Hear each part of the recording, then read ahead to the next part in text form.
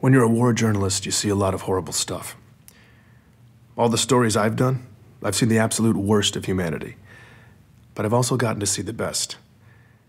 6 years ago, I saw him, the greatest, most mysterious hero of our time, up close in action. I witnessed firsthand what he did that day, and it changed everything for me.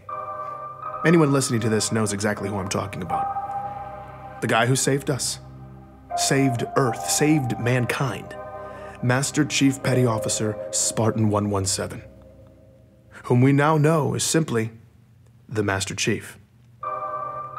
A few months ago, I was hired to do an in-depth profile on the Chief. Exclusive access, the whole thing. Since then, I've gotten to talk to a lot of people who claim they know the real Master Chief. The boy, the soldier, the hero, the traitor. See, I've always known where a story was going before it started. I'd known exactly the story I wanted to tell for years. The story all of us wanted to hear. Glossy, inspiring, the blockbuster hero biography. That's all this was supposed to be. But the truth isn't always that clean. When I pulled that first loose thread, something broke. Now everything is caving in, and I find myself stuck with all these ugly questions I never intended to ask. Fabricated histories? People who aren't who they say they are? Cover-ups of cover-ups? That steady drumbeat of theories that used to sound insane, now they don't seem so out there. And these disturbing rumors, reports of anomalies. Something big is happening in deep space, and I can't even corroborate a single fact about one man's life. It's clear to me now. I can't fix the pretty story, but maybe I can break the ugly one. For the first time in my career, I can honestly say I don't know the shape of where this is going. And in fact, the possibilities have me lying awake at night, but I believe we all deserve to know the real story. We need to know where this leads. I know I do. So I find myself back at the beginning. Who is the Master Chief? Where does he come from? And is he keeping us safe? Join me as I hunt the truth about the Master Chief.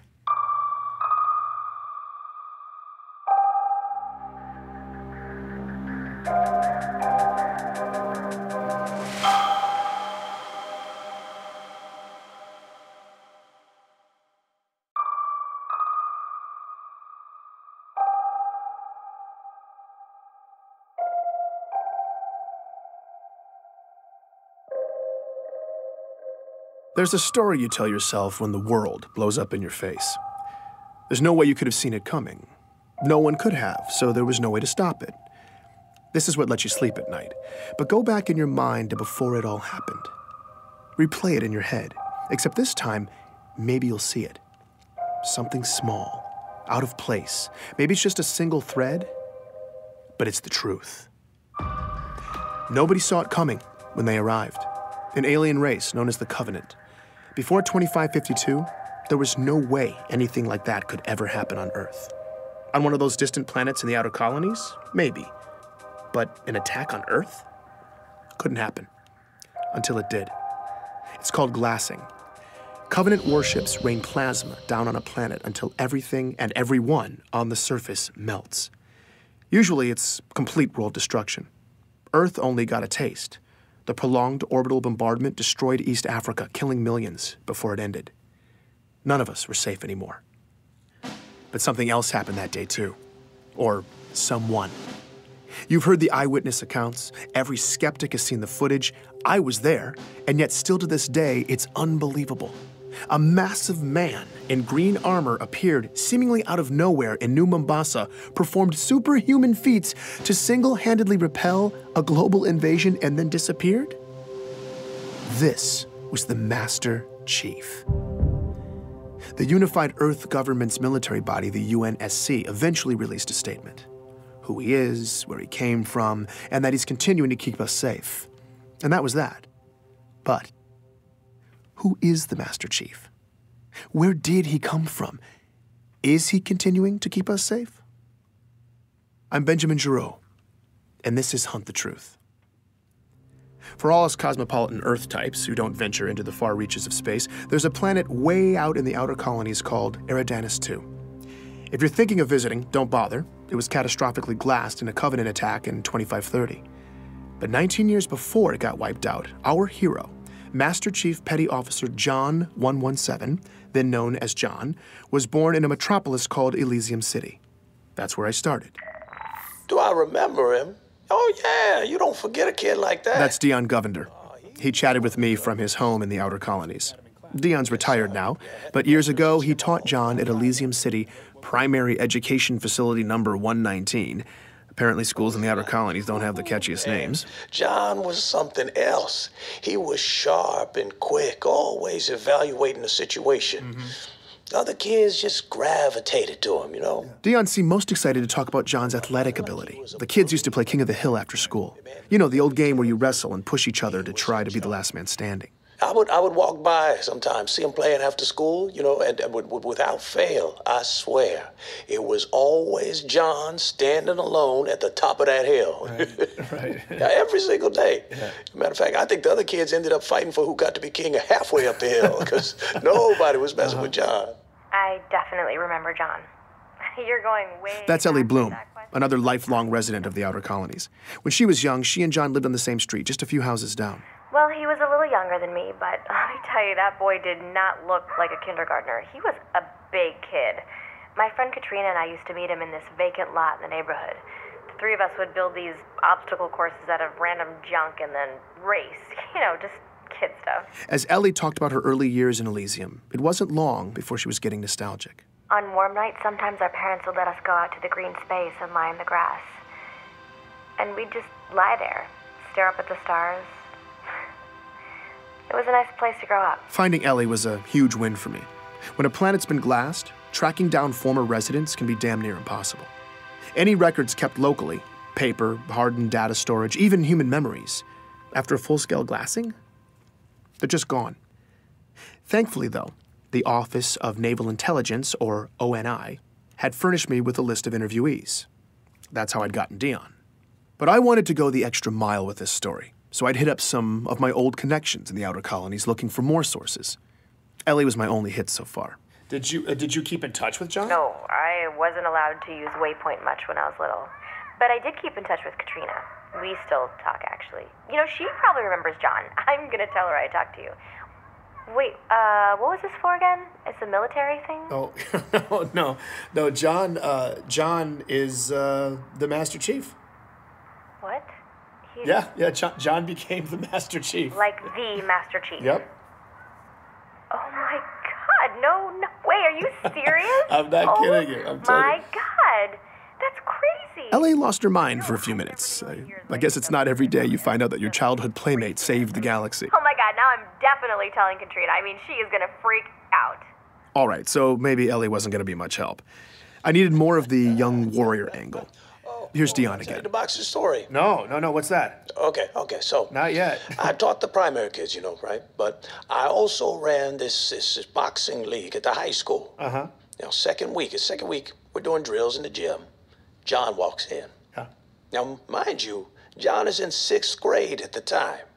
I say, hey, John, what's up? He says, I want to sign up for boxing. And I say, John, you're 12. You know, what are you talking about? But John was adamant. But I look at him and he ain't leaving. Right. So I said, okay, what the hell? Figure let it be a formative lesson for the kid. I don't know what. So I put him in the ring with one of the smaller guys. John pummeled this boy. It was over in about 15 seconds, okay? So, well, all right. Well, I put him in with this bruiser. Now, a real good fighter. Yeah. Okay? Good fighter. 2 punches. John laid him out. 12 years old. I liked talking to Dion. He was warm and funny in that grandfatherly memory lane kind of way. I realized I'd gotten lost in it all when the narrative took a dark turn. But then, one week, John just didn't show up. It was 25-24. John was 13. That's when the nightmare of the insurrection that had been plaguing the outer colonies finally landed on John's community. Under pressure from UNSC troops, the rebels were on their last leg, desperately seizing territory in the region and launching paranoid inquisitions to find spies. Civilian abductions and interrogations became commonplace. They would just, question you. Just these meaningless questions for hours and hours. Thomas Wu was living on a neighboring colony when the rebels showed up and hit hard, sweeping up Thomas and thousands of others in raids. What followed was months of horribly overcrowded detainment, neglect, and often constant questioning. Did you know this guy? What are the encryption codes for this system, that system? And you have no idea what they're even asking you. In the final couple months, Thomas says his captors started coming unhinged. And then toward the end, they just disappeared, leaving Thomas and hundreds of others locked up, starving. I don't want to play this part of the interview, but I'll tell you, it got bad. He talks about being packed in like sardines, warm bodies, cold bodies, people dying in the dark, the smell. He doesn't know how long it lasted, maybe weeks, but Thomas and many others survived. They made it out. Well, we helped each other. We looked out for each other. And I mean that was the only way. We made it through to the liberation, and then we left. We never looked back. When I asked him where the survivors relocated to, Thomas began to list off which cities were safe for refugees at the time. Decades later, he can still recite them all from memory. I asked about John's hometown. Perth City. What about Elysium City? No. Insurrectionist cesspool. Yeah, no, they got it bad there. Dion Govender confirms this. In Elysium City, people just disappeared back then. Just happened. Once the insurrectionists took over, whole neighborhoods just got scooped up. This went on for months. Every day. He talks about watching his community get torn apart slowly, every day. I asked him about John. Yeah. Him and his parents. Sean missed the first practice and the last one. Back then, it seemed like everybody had... I'm sorry. No, it's fine. Take your time. It was hard watching Dion break down like this. He just looked defeated. These kinds of interviews are brutal. I wanted to comfort him, but it just felt condescending. Like I have any idea what it was like for him. So we were quiet for a bit.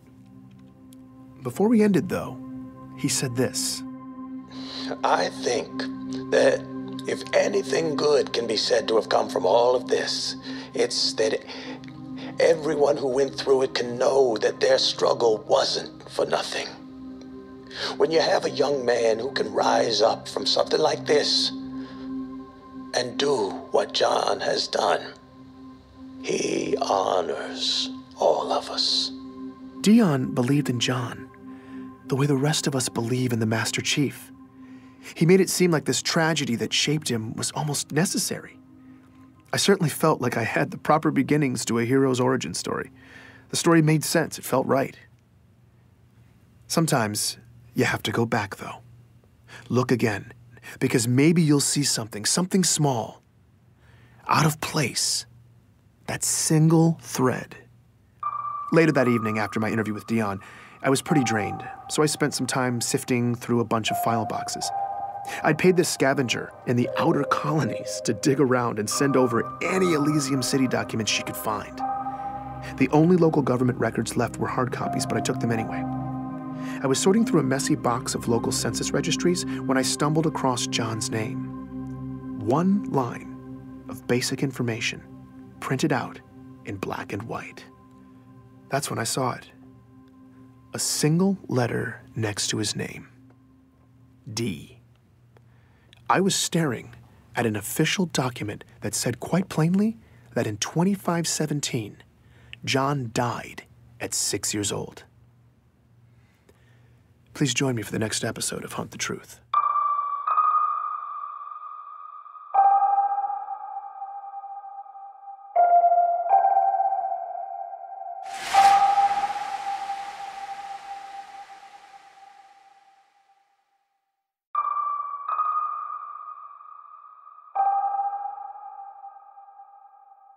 I couldn't believe it. According to the document I was looking at, John, the boy who would go on to become the Master Chief, died 41 years ago. My protagonist, the greatest hero of our time, was dead at 6. It was a major discrepancy, and I needed to find a way to fix it. I'm Benjamin Giraud, and this is Hunt the Truth.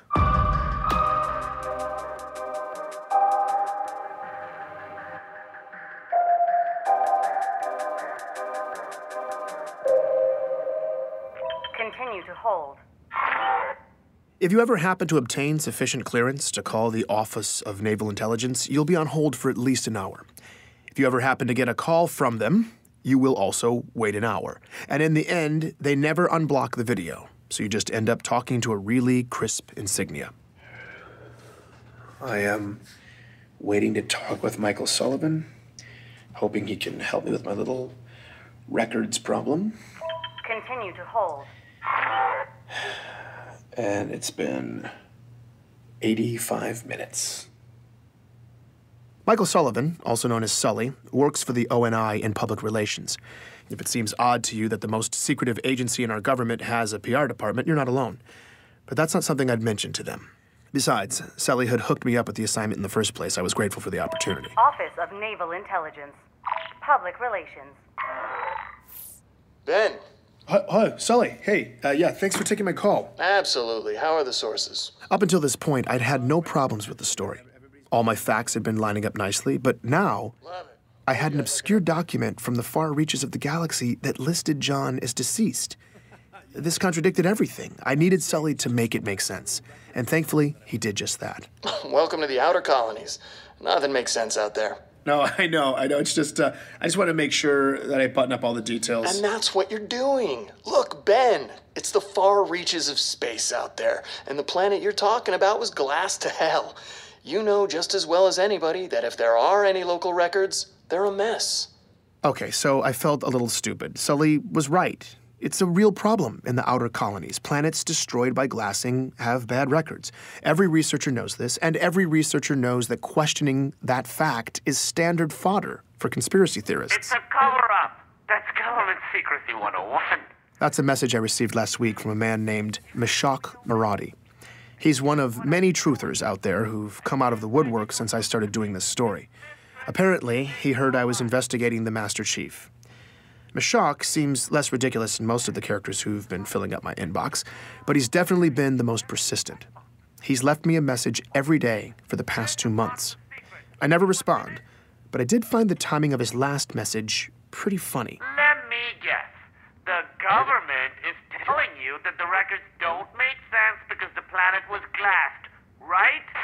That's what they tell you. Technically, Meshach was right. That was what the government was telling me. But unfortunately for Meshach's theory, it was true.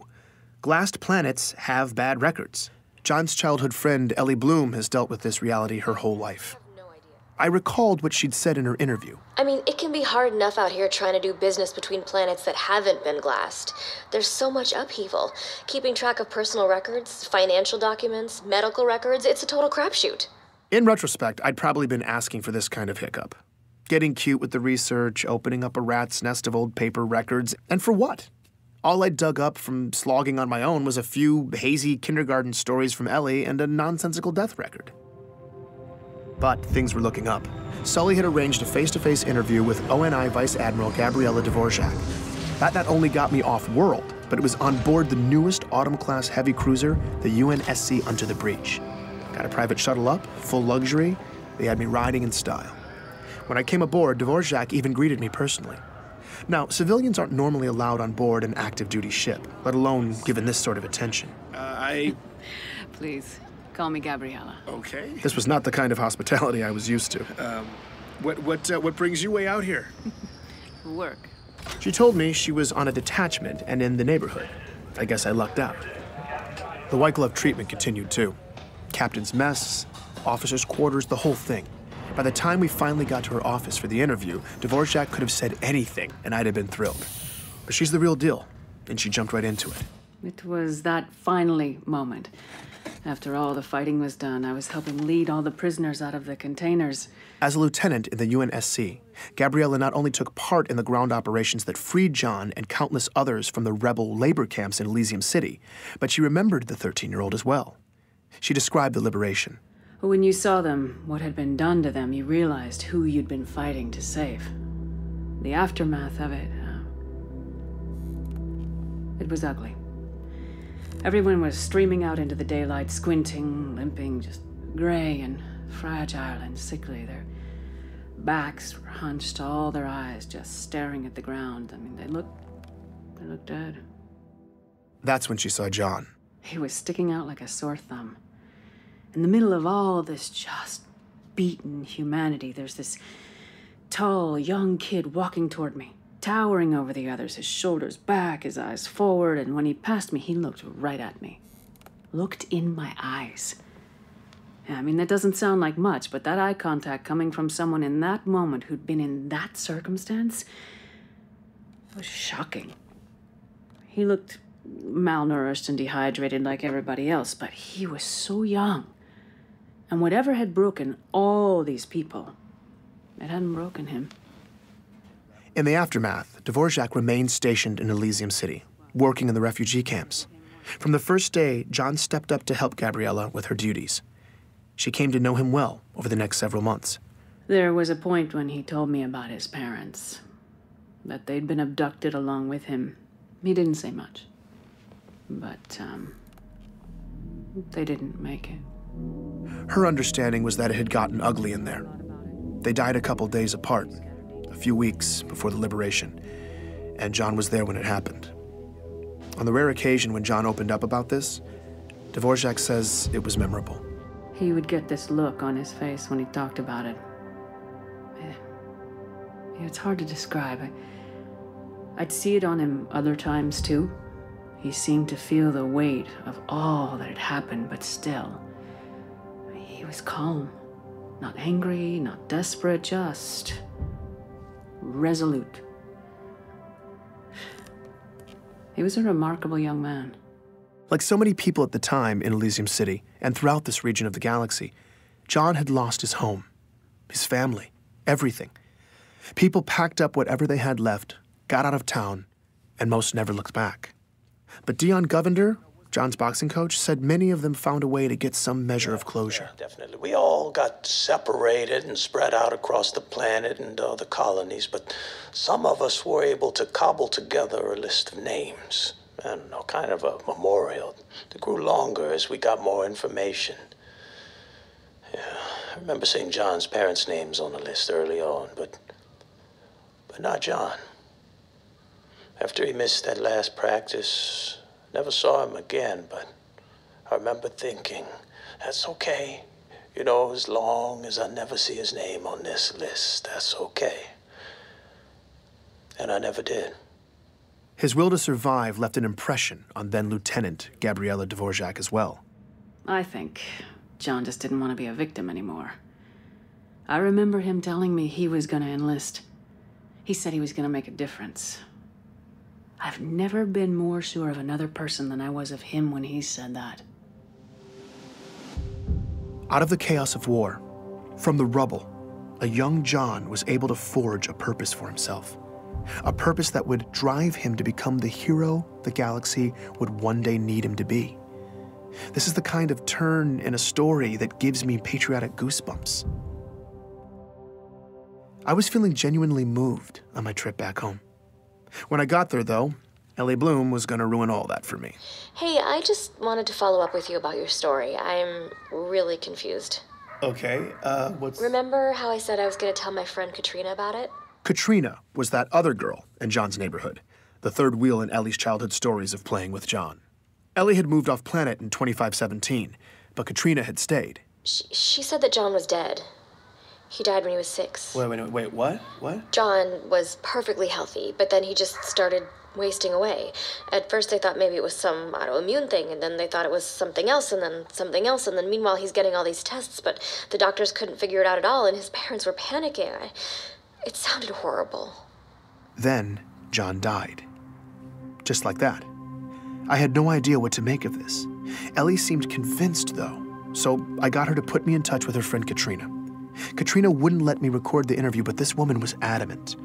I wanted to discount what she was saying, but she seemed to remember it so vividly, providing extensive detail, I couldn't ignore it. As far as this person was concerned, John was dead. Before I could even begin to wrap my head around that claim, though, here was the kicker from Katrina.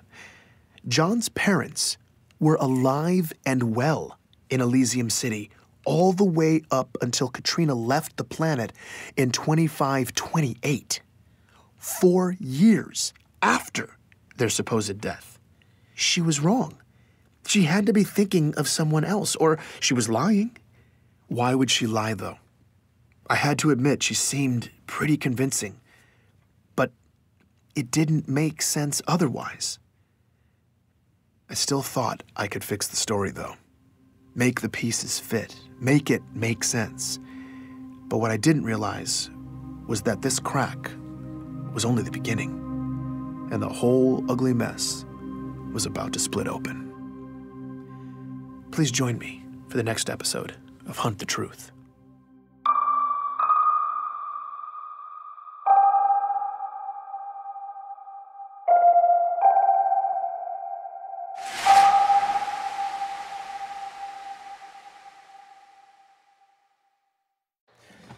Ray, tell me you got something. Yeah, I do. Ray Kurzig is a good friend of mine and a completely emotionless robot. I mean that in the best way. As an independent analyst, he's the most efficient and resourceful researcher I know.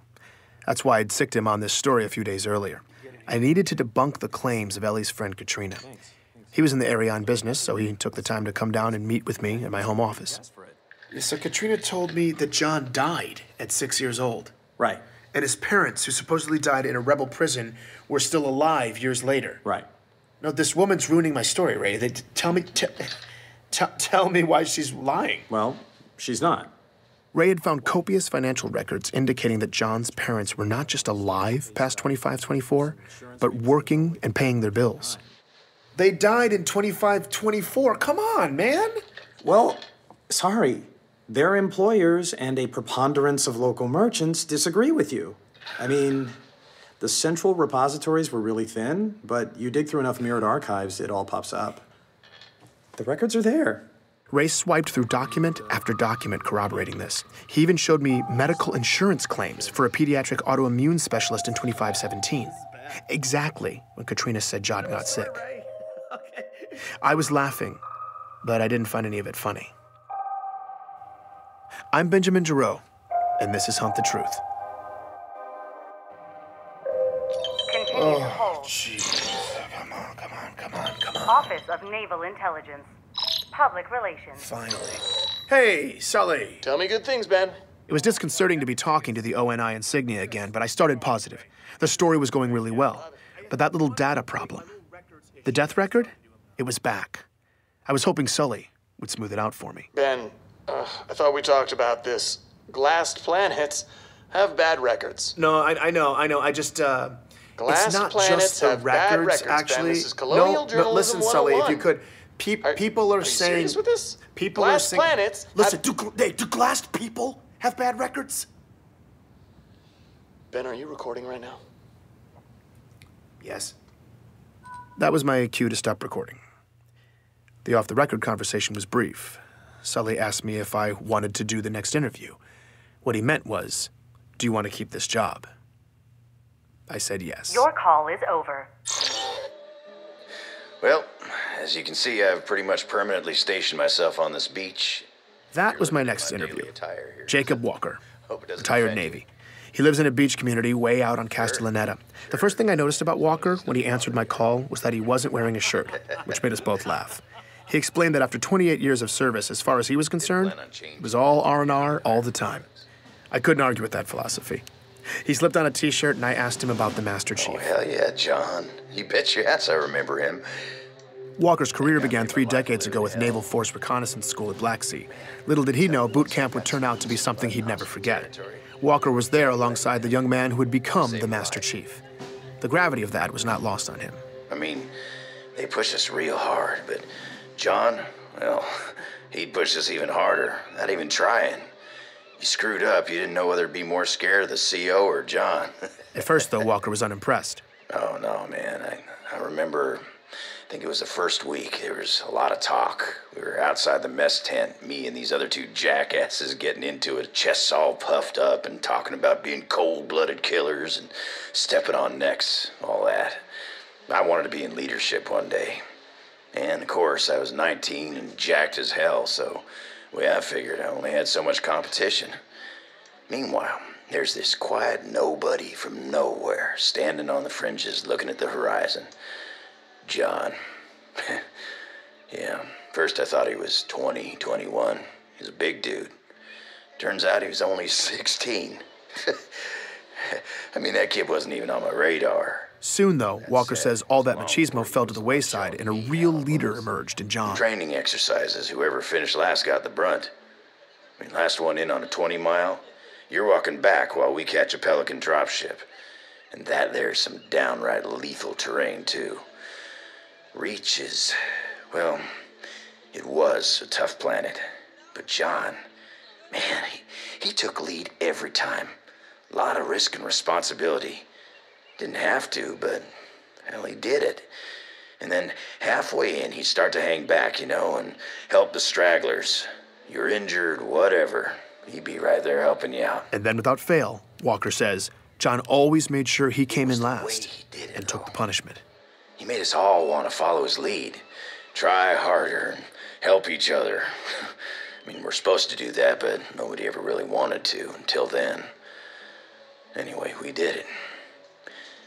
But taking the hit for the group, now that was John's thing. I only challenged him for the honor once. I never made that mistake again. Walker's in his early 50s now, but he seemed lit up with the energy of a much younger man. It seemed the will that he and the other recruits had, in a sense, borrowed from John so many years ago, was still inspiring Walker. It was remarkable. He knew John, lived with him for months, yet to him, John still seemed to be an almost mythical character. What he was able to do, getting back on his own like that in the pitch black, no nav equipment, man, he was inhuman. That kid was a monster, all right? They all were. Anthony Petrosky, a retired orbital drop shock trooper I found through Mishak Maradi. Yes, that Mishak Maradi, the truther who's been messaging me for months. And yes, I was pretty desperate for leads. We'll leave it at that. But Petrosky was definitely not on Sully's list of approved sources, so I went off-grid and contacted him through Chatternet. Here he is, talking about his only encounter with John. The kid was a freak. Can you be more specific? Yeah, I'd be happy to. Me and a bunch of guys were sparring in the gym one day, and there was this young kid there. I mean, I guess you could call him a kid. He was pretty jacked, but his face looked 12, maybe 13. 12 or 13? After enlisting, John didn't even finish boot camp until at least 17. Petrosky had to be wrong about his age, but I let it go. Anyway, I guess he was acting tough when one of the guys asked his name. He told him, but he kind of gave him attitude, right? So people start mouthing off. Next thing I know, CPO orders the kid and 4 of the guys into the ring because they were supposed to Hold on, Anthony. Wait, you're telling me that the CPO ordered 4 soldiers to fight a high school kid? No, a 12 or 13-year-old, like I said. Yeah, fine. Either way, the CPO ordered 4 ODSTs to fight a kid. You got it all wrong, okay? Because those 4 ODSTs were like lambs to the slaughter. What, John outfought them? No. It was way worse. As he tells it, the ODSTs did as they were ordered. They surrounded John, and one of them swung. What happened next, Petrosky says, defied explanation. Because the sound this kid's fist made, it sounded awful. Because they weren't like punches, they were like rapid fire explosions. Okay, I was across the gym, but I heard it. It was sick. Like meaty cracks in a drum roll. It was just like... One of the ODSTs sustained a single body blow that instantly stopped his heart, killing him. Another trooper only took 1 shot from John as well. A punch that caved in the man's face. 2 fatalities, 1 ODST with a cracked pelvis, and 1 with a shattered spine. That guy never walked again. No one had to break up the fight. It was over in less than 5 seconds. Wait, he killed them? What he did was impossible. What do you mean impossible? Like how? Like not human, all right?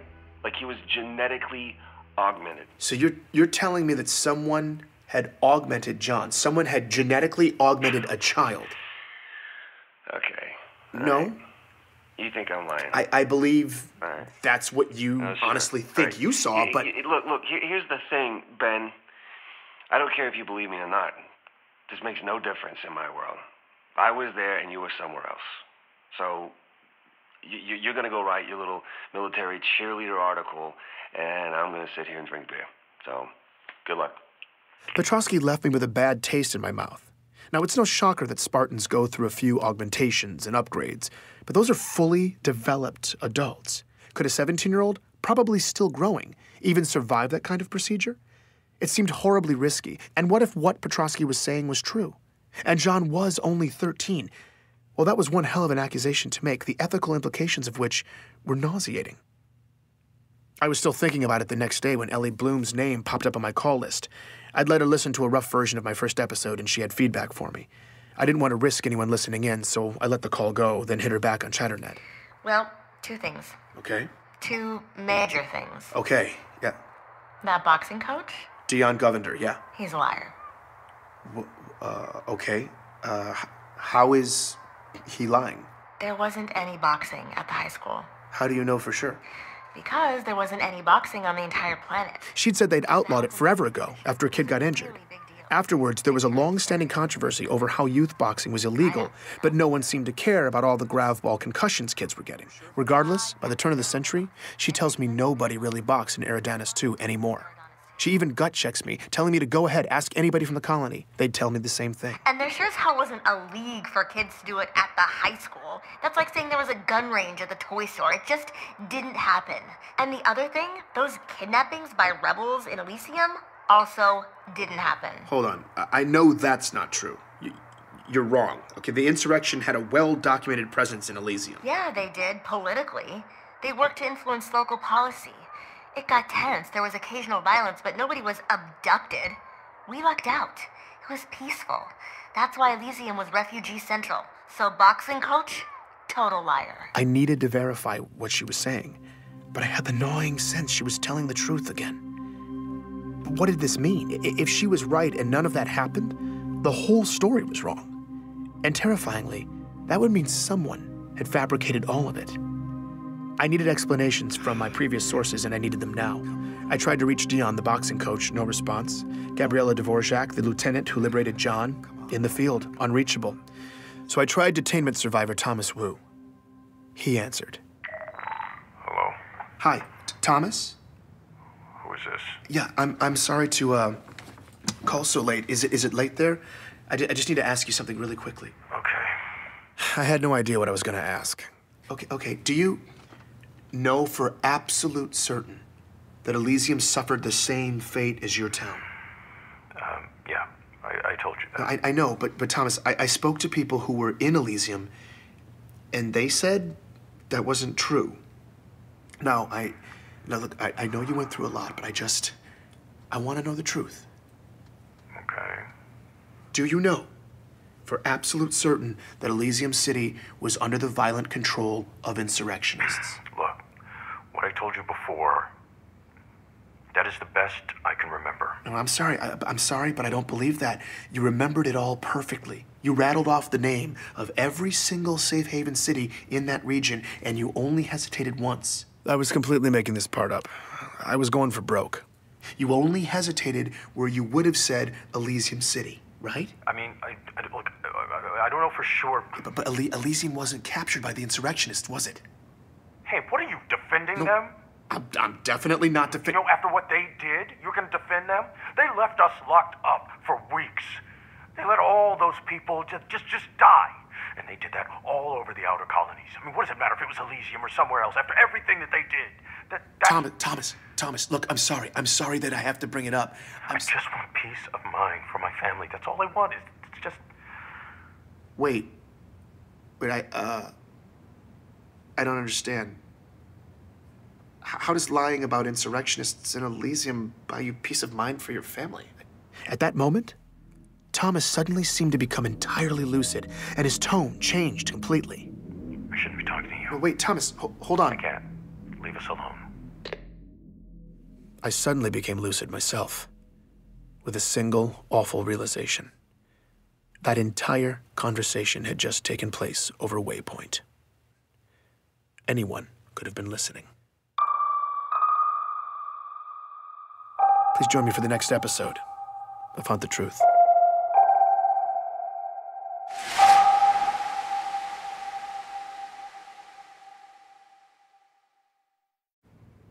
I shouldn't be talking to you. Oh, wait, Thomas, hold on. I can't.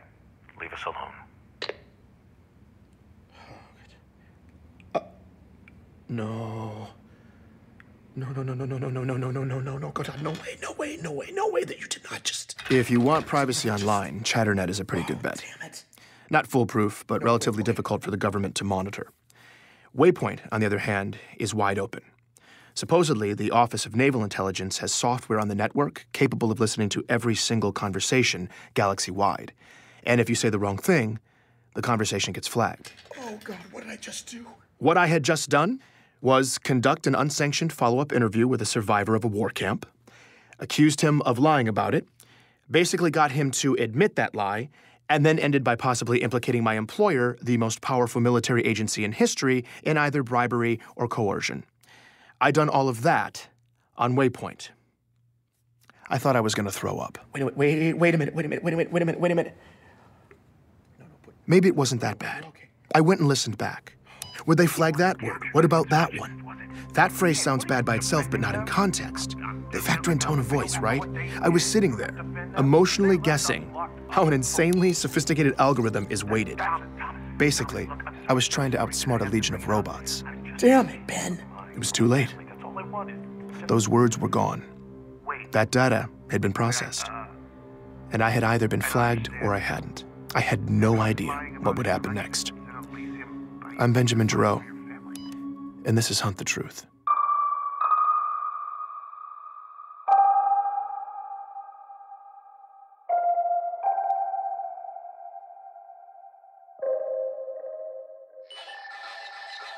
Benjamin! I'd never been so happy to hear from Meshach Maradi. I made him triple-check the security of our call. Relax. We are under the tinfoil hat of secrecy. Seriously, though, we are fully secured. Meshach could probably tell I was desperate, when after months of his unsolicited theories, I actually solicited one. What's going on out there right now? I'm glad you asked.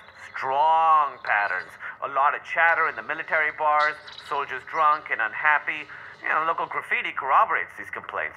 The helmet overfloweth. This is how Meshach talks. For a while, I thought maybe there was an actual group of people somewhere who use these terms. But there's not. It's just Meshach. My prognosis ripples in the ranks.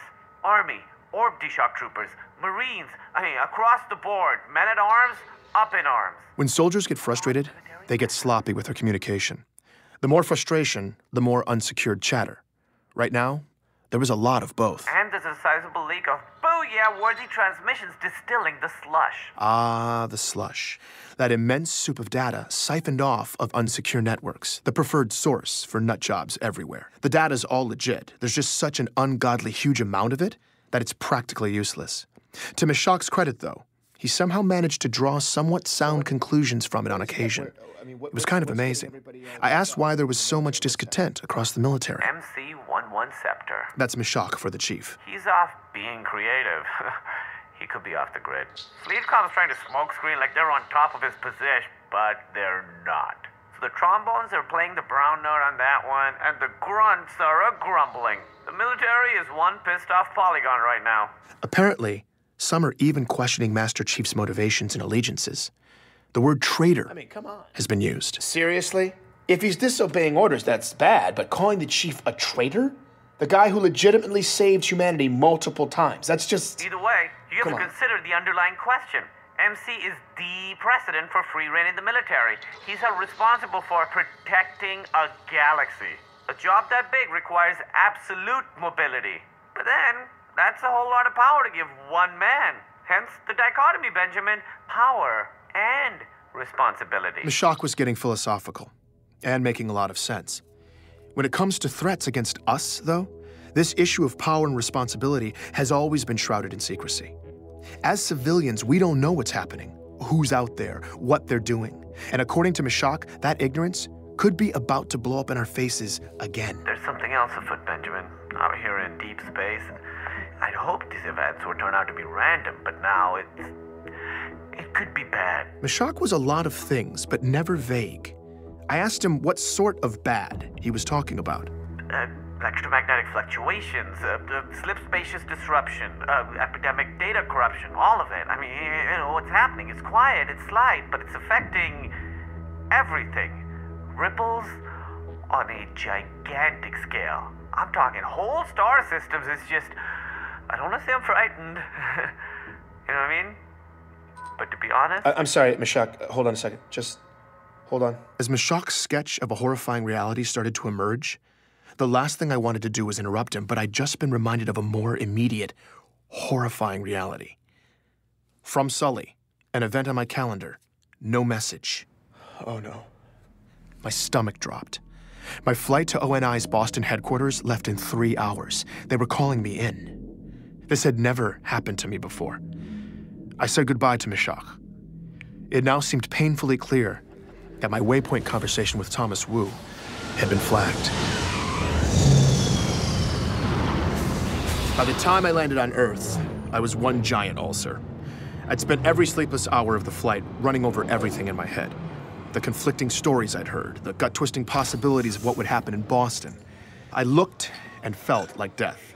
All I was looking forward to at this point was Petra Janasek. I'd hit her up right before I left, asked if she'd meet me near the ONI campus. Thankfully, she said yes. Petra and I are in the same line of work. We make the government look good. The last time I saw her was 6 years ago in New Mombasa, the day it happened. We were both there. We both saw the chief do what he did. But afterwards, while I retreated to a quiet little hamlet across the galaxy, Petra stuck around and made a name for herself. I was hoping she could throw me a lifeline, so I threw some cold water on my face, pulled myself together, and met up with her at a local pub. You know, for a guy just returning from a 6-year spirit walk in deep space, I'm impressed. You actually showed up on time. Same old Petra. She already knew I'd gotten the Master Chief assignment, and she was not happy. Apparently, she was still waiting for her face-to-face exclusive with the chief. I refrained from laughing out loud at that little fantasy, but she continued with the ball-busting anyway. So why are you here? No, wait, let me guess. Let me guess the title of your story. Heroism Untold. It's something like that. Yeah, I'm sure it's hard-hitting. What's a Sully-commissioned expose look like nowadays, anyway? And only one sheet of pre-approved sources? Yeah. You know, whatever. Okay, you can do a fluff piece over Waypoint from your Rebel Rock. So, again, why are you here? If you haven't noticed yet, Petra cuts to the chase. Sully called me in. Sully? He what? He called you here? Yeah, that's what I wanted to talk to you about. I told her about confronting Thomas Wu, how I'd contradicted a statement of his that was probably supposed to be Sully's main deliverable for the interview. Not only did Petra not see the problem with that, though, she seemed to think it was cute. Whoa, old Ben G. Rogue. You're coming off the bench feisty. No, The guy's not gonna rat on you. It'll just make him look as bad. I did the whole interview on Waypoint. That got her attention. I think it got flagged. You think it... I got the summons from Sully a few hours later. Petra's face and voice hadn't changed, but her eyes were suddenly on fire. Ben...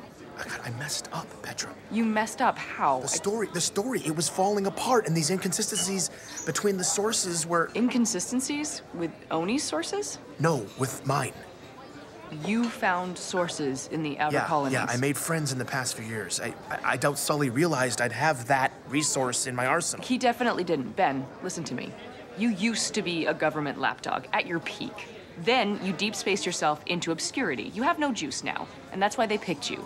Sully gives you this bone, you're supposed to be extra eternally grateful. Just wag your little tail and play fetch. So why the hell are you peeing on the rug instead? Have you forgotten the way everything No, works? I don't know. This is bad, Petra. Ben, it's... And it's not ancient history either. There are rumblings in the outer colonies right now. Maybe something really bad. I was talking last week to this guy I know. Ishak Maradi, I know. How do you know that? I've continued being an actual journalist for the past 6 years, but who cares, Ben? I hear what you're saying. We can blow this thing open, Petra. Okay. All right, cowboy. No, seriously. This is big. I can't even begin to reconcile the things I'm hearing with the story I'm supposed to tell. Multiple sources that Chief died at 6, complete fabrications, genetically augmenting kids. I know. They are crazy charging that much for a shore trip. Suddenly, Petra was ranting about the beach, loudly, and digging her fingertip hard into my forearm. I just sat there, totally confused, as she rambled nonsense, intermittently glancing down at her compad. What was happening? In there and negotiate a better rate. Because seriously, Then I understood. when I think about all the money you could have saved, it really ain't. And I froze. I don't even understand why they would charge you that much. They were And I listening. brought my entire family. I'd figured there were cameras on us. There were always everywhere here. But there was full audio surveillance now, too? Is that even possible? She glanced down at her compad one last time. Don't put up with it. Ben. Are there ears on us? There were for the last 45 seconds, but there's always eyes everywhere, so don't look so dramatic. Talk about whatever you want, but look like you're talking about the weather. And if I start actually talking about the weather, you play along, okay? Apparently, the system didn't bother listening in until you gave it certain visual cues. Facial expressions, body language, anything that looks intense, like my little outburst. The video flags it, and your conversation gets temporarily isolated. Petra's vacay babbling had just saved my ass. Listen, I believe you that the truth about the story is terrible.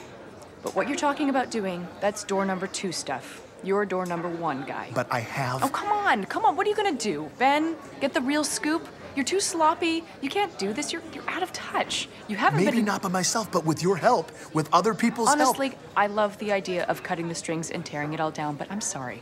It's not gonna be today. And to be brutal, it's never gonna be you. That was brutal. It stung. I got pissed. And then I immediately knew she was right. Ben, take the money. Do your job.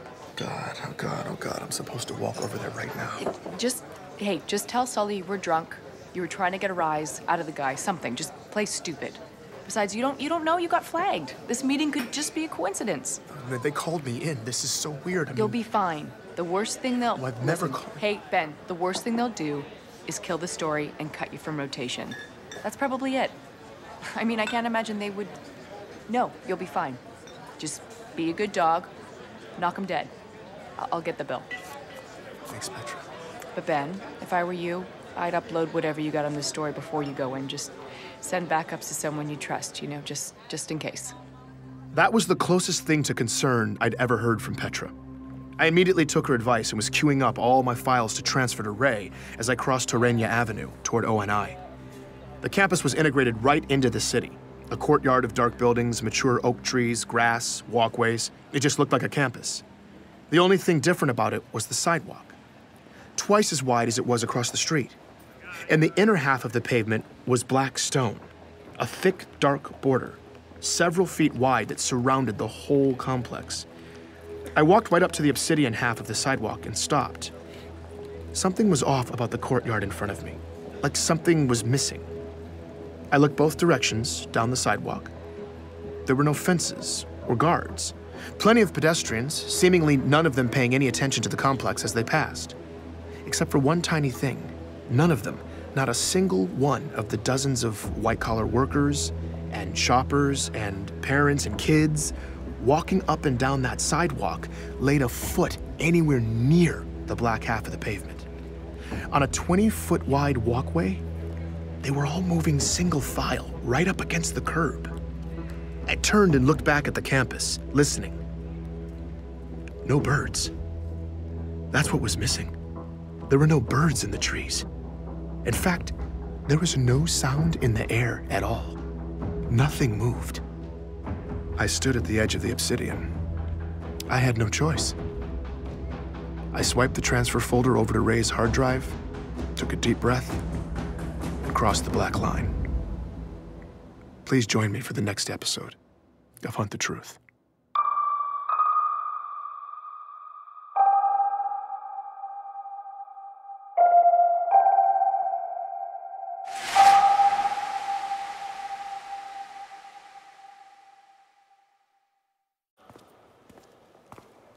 Hi, I'm here to see Michael Sullivan. Do you have an appointment? Yes, I'm Ben Giroux. I have a 1 o'clock. Checking in with a receptionist at the Office of Naval Intelligence is a bizarre formality. Announcing myself, her asking me who I was there to see, it was all just an antiquated conversation, part of their efforts to put a more human face on the operation. In reality, surveillance knew where I'd been every minute since I'd stepped onto transit back at home. Throughout the morning, as I'd made my way from the Boston terminal, this receptionist had likely been prompted with dynamic updates of my exact arrival time, deviations from my optimal course, bathroom breaks, my average walking speed, however they did it. They'd been expecting me. I'll let him know you're here, Ben. Okay, thank you. The whole ONI facility was sleek and stark. Everywhere you look, it's sharp lines, the highest quality materials. Most striking, though, was the overwhelming amount of space and silence. This waiting area was particularly sparse. 2 minimalist carbon fiber chairs set 20 feet from each other. I also noticed the seats seemed oddly low to the ground.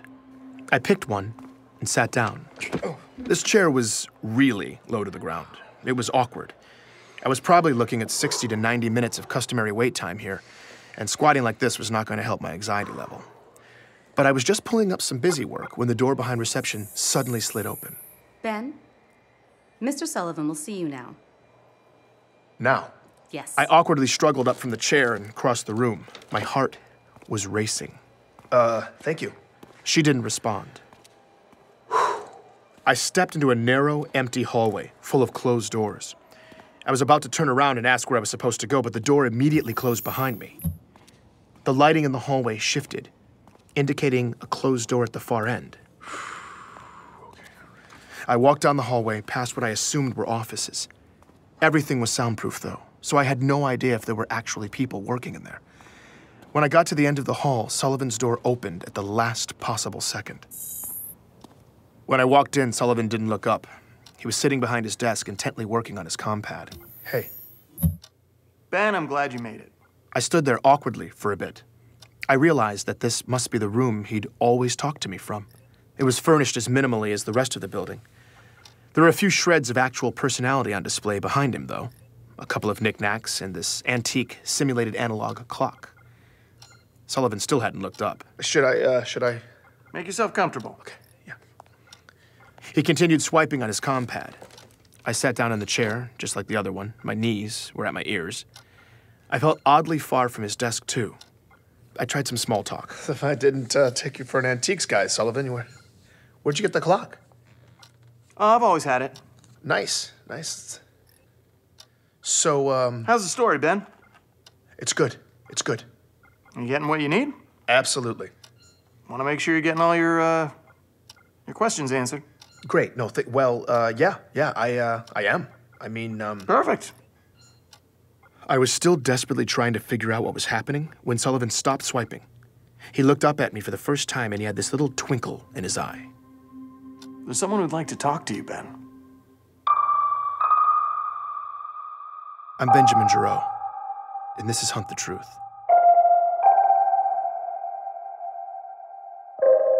Sullivan was walking fast, and I was trying to keep up. The buildings were all connected underground, and the whole complex was far bigger than it had seemed outside. As he led me deeper into the maze, the feel gradually became less corporate and more military. And the more military it got, the more nervous I was getting. Didn't realize they let civilians in this far. It's a special day, Ben. Sullivan's department had seemed almost vacant, but now there were more and more people moving through the halls, mostly in uniform. They didn't speak or look up. They just stared down at their compads like Sullivan, swiping as they walked. The ice-cold efficiency of everything was striking. We're here. Sullivan led me into a large, dark conference room, and the door closed behind us. In the center of it, there was a massive, well-lit conference table with several chairs around it. Beyond the lights, the edges of the space and high ceilings faded into shadow. Have a seat. I did as I was told and sat in one of the chairs. It automatically sank beneath me. I squinted into the darkness. I made out that one of the walls was entirely black glass, probably for observation. Need any water? No, I'm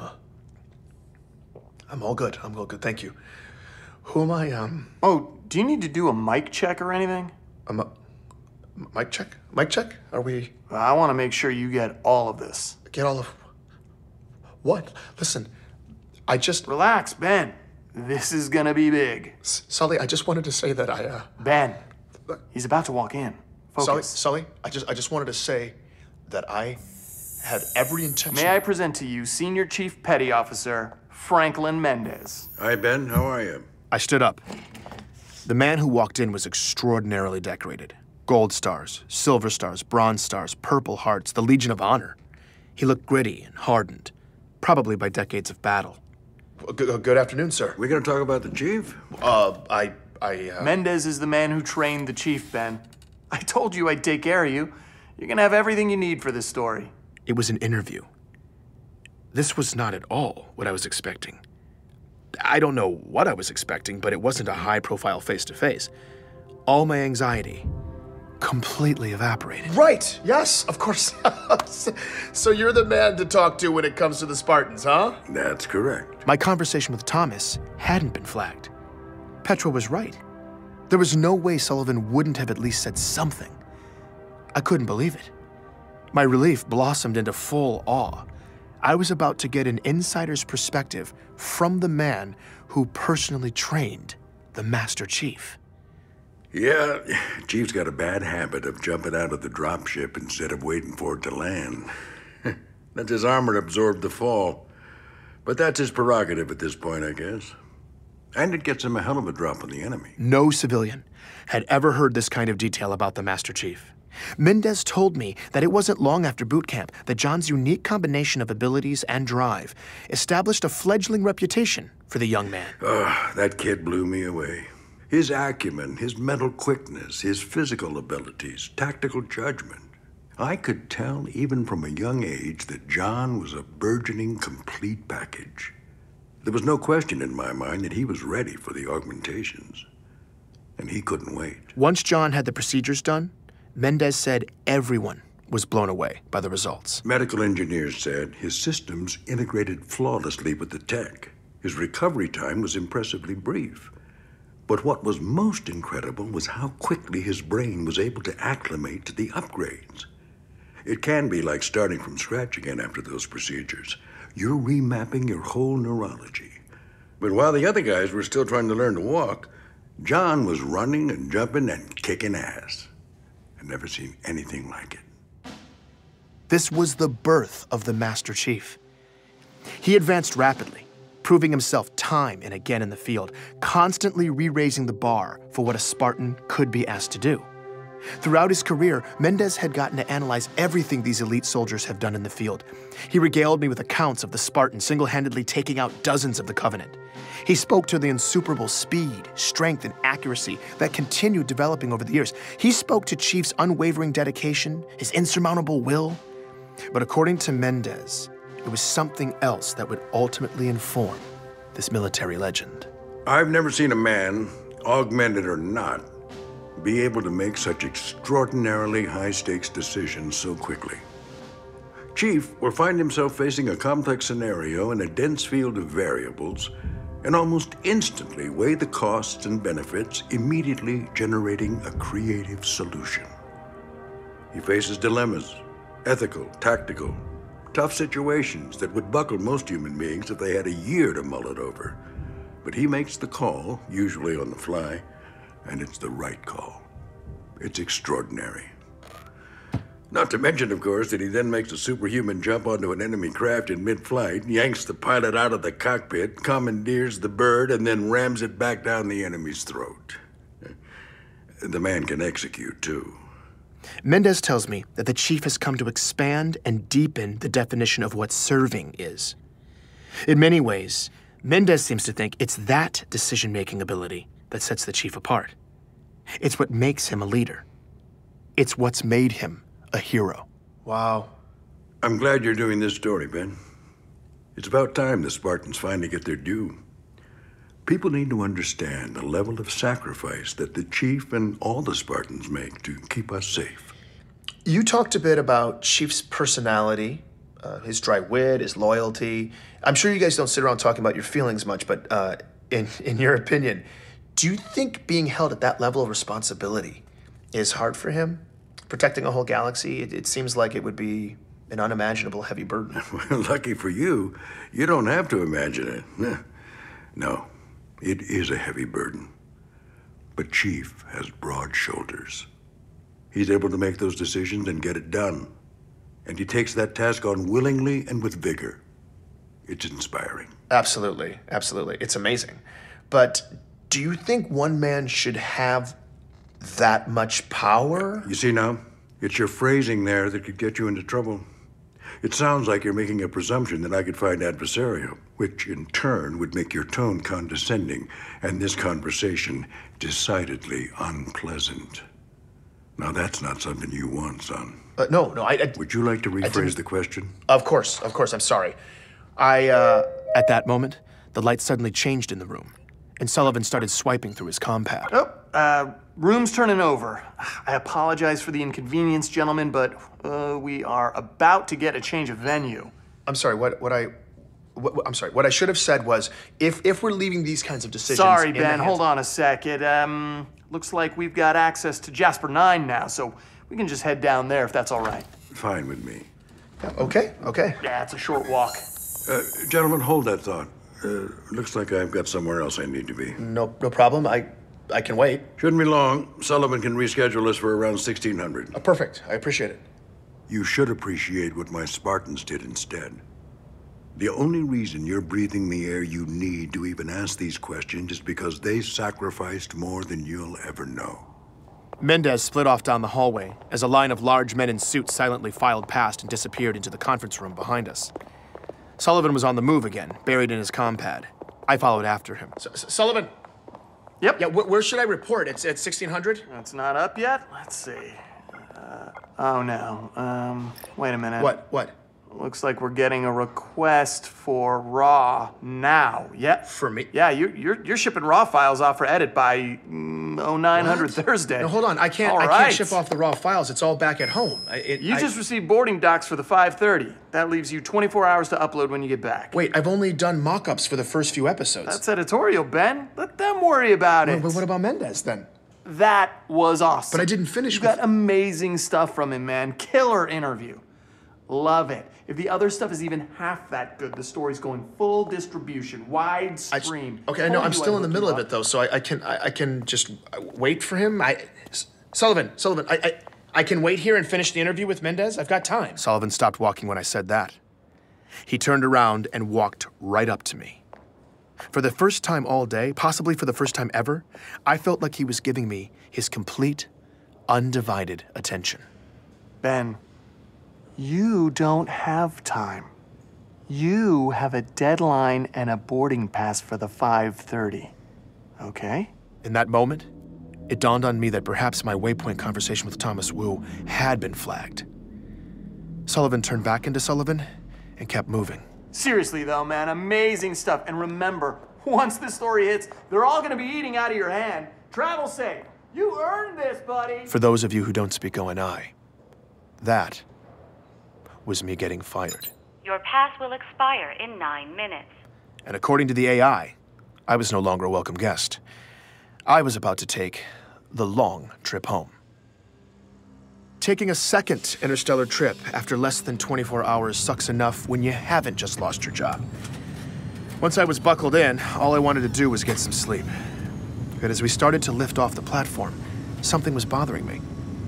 Actually, it was someone. So there's a guy complaining to the attendant in the next cabin. It sounds like he's on his first trip out of the solar system. These long flights to the edges of the inner colonies from Earth always had at least one that guy. Some entitled Earth VIP who feels the need to yell about the outrageous inconveniences of slip space travel. So I definitely recognize his voice. It took me a minute, but that's gotta be him. I think it's Jacob Walker. Jacob Walker. The military retiree I'd spoken to a few weeks back, the happy beach bum who'd been in boot camp with John. That didn't make sense, though.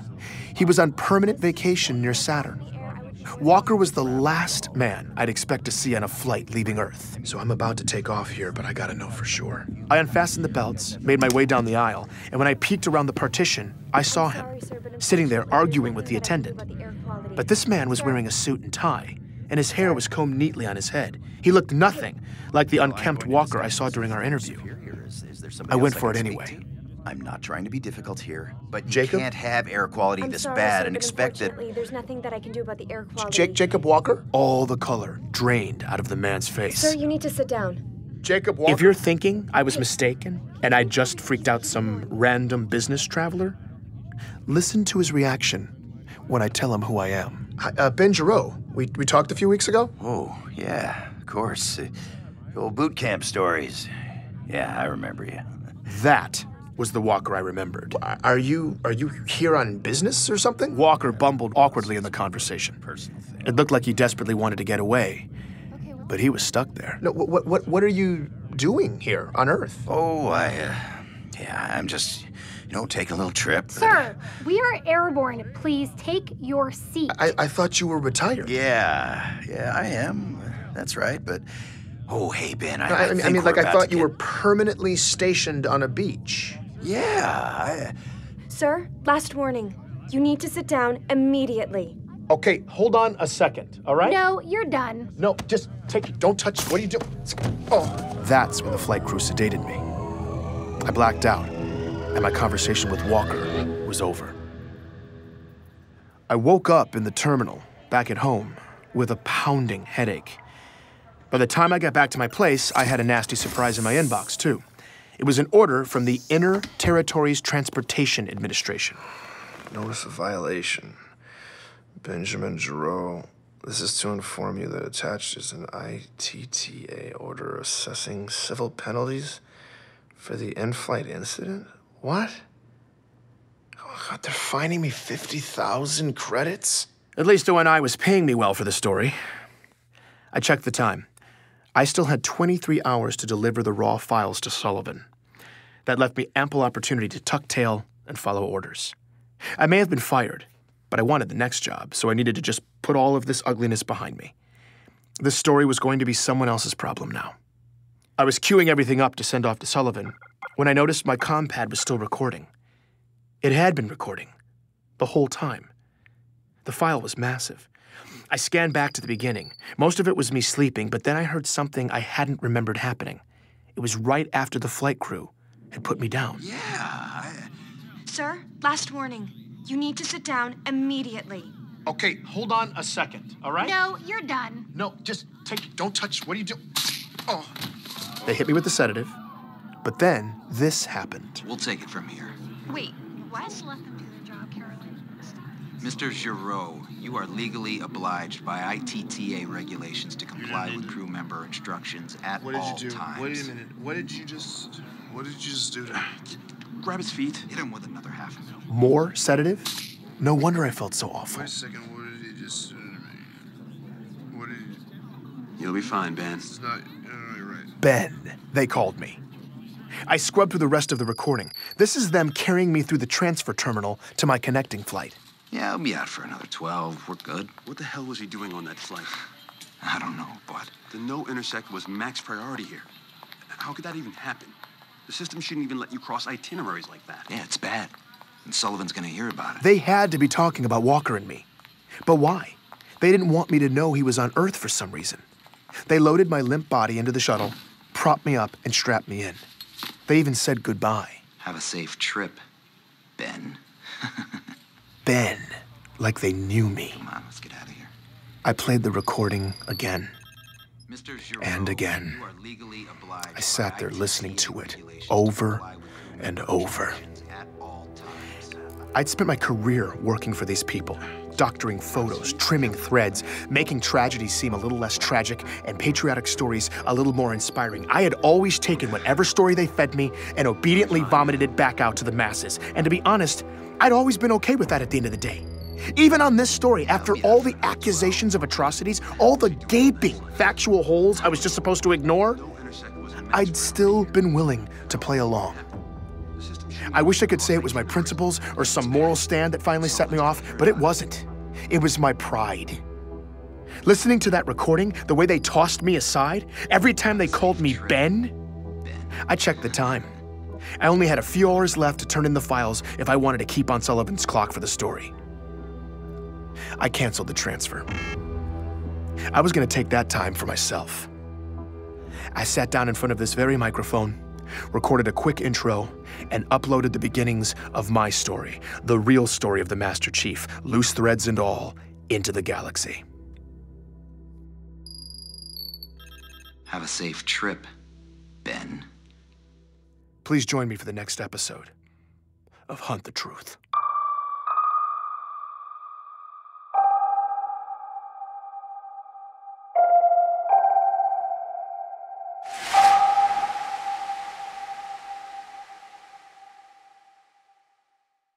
It doesn't matter who's lying or who you think is lying.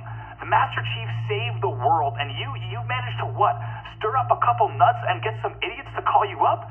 Get real, Gero. Where do you get off? You are a crusader, my friend. We saw it only in the government. We're not talking about some details were off or they were misinterpreted. Master Chief single-handedly takes your You're either the craziest man I've ever heard of in my life, or They've been inundating my inbox with messages like these around the clock for the past 4 days. Voices from all corners of inhabited space, a staggering sample size of factual testimonials, and a deluge of theories in every shape and color imaginable. Earlier this week, I released the beginning of my story, the hunt for truth about the Master Chief, posing a large, messy question to anyone who might listen. And now, even though I wasn't sure how to process all of it, answers were flooding in. I suddenly had direct access to a hive mind that spanned the galaxy, and it was buzzing loud. Great work on the show. It's a sick pantomime. This has to stop. Before that, though, it had been quiet. Holding myself up at my place as I got the episodes ready, I only talked to 2 people. Petra called to make sure I'd made it back from ONI in one piece, and I called Ray about the fiasco on my flight.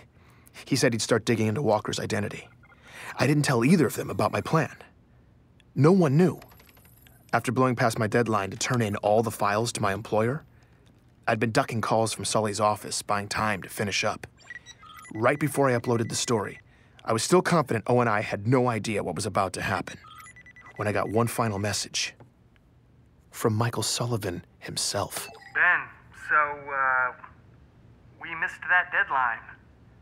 Higher-ups weren't happy, you know. They do call them deadlines for a reason, that kind of thing. I told them, Ben understands how deadlines work. Said you were having a little personal problem. I managed to convince them to extend the deadline until tomorrow.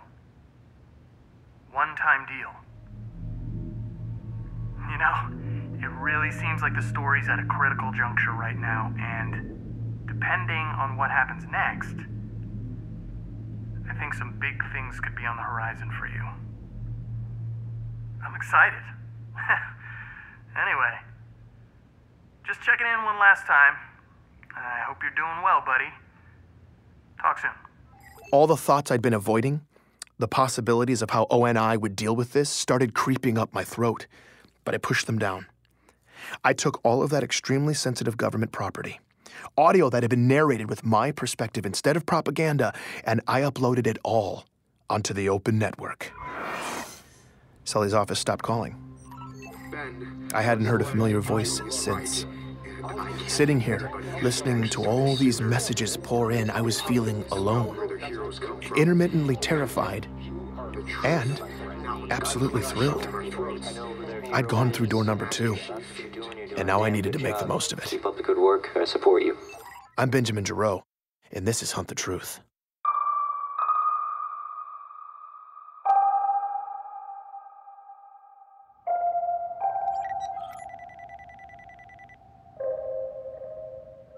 You call the chief a traitor? You're the traitor, you mouthy pig. Do the galaxy a favor, sign up for good, strip naked, and jettison your treasonous ass out into space. Journalists. Oh, I bloody hate journalists. It was fascinating, and often bewildering, to listen to everyone's theories on the truth. But I've been way more excited to use all this feedback to figure out the facts, this rat's nest I'd been left with. Message after message confirmed what Ellie had said. Every outer colonist who'd heard this story seemed to agree. There were no insurrectionist abductions in John's city.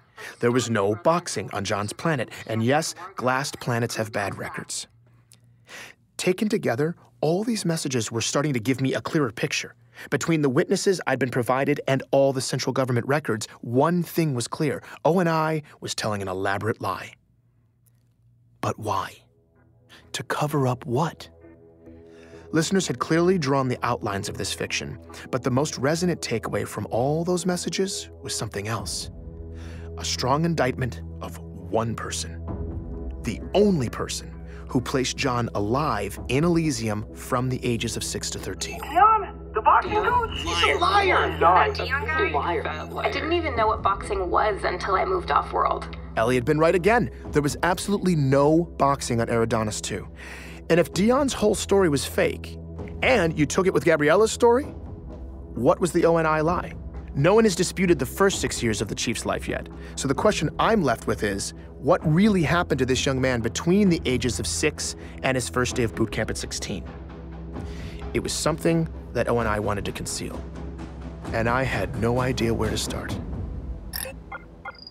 John was something else. I was struck by something, though. If Dion's entire story had been discredited, that would make him not only a liar, but a terrifyingly good one. I went back and listened to the recordings. I'd been so convinced by his emotion at the time, he had moved me. Even more strangely, now that I knew he wasn't making a single true statement as I listened to him talk, I still found myself believing that he believed what he was saying. It was chilling. Who the hell was this man?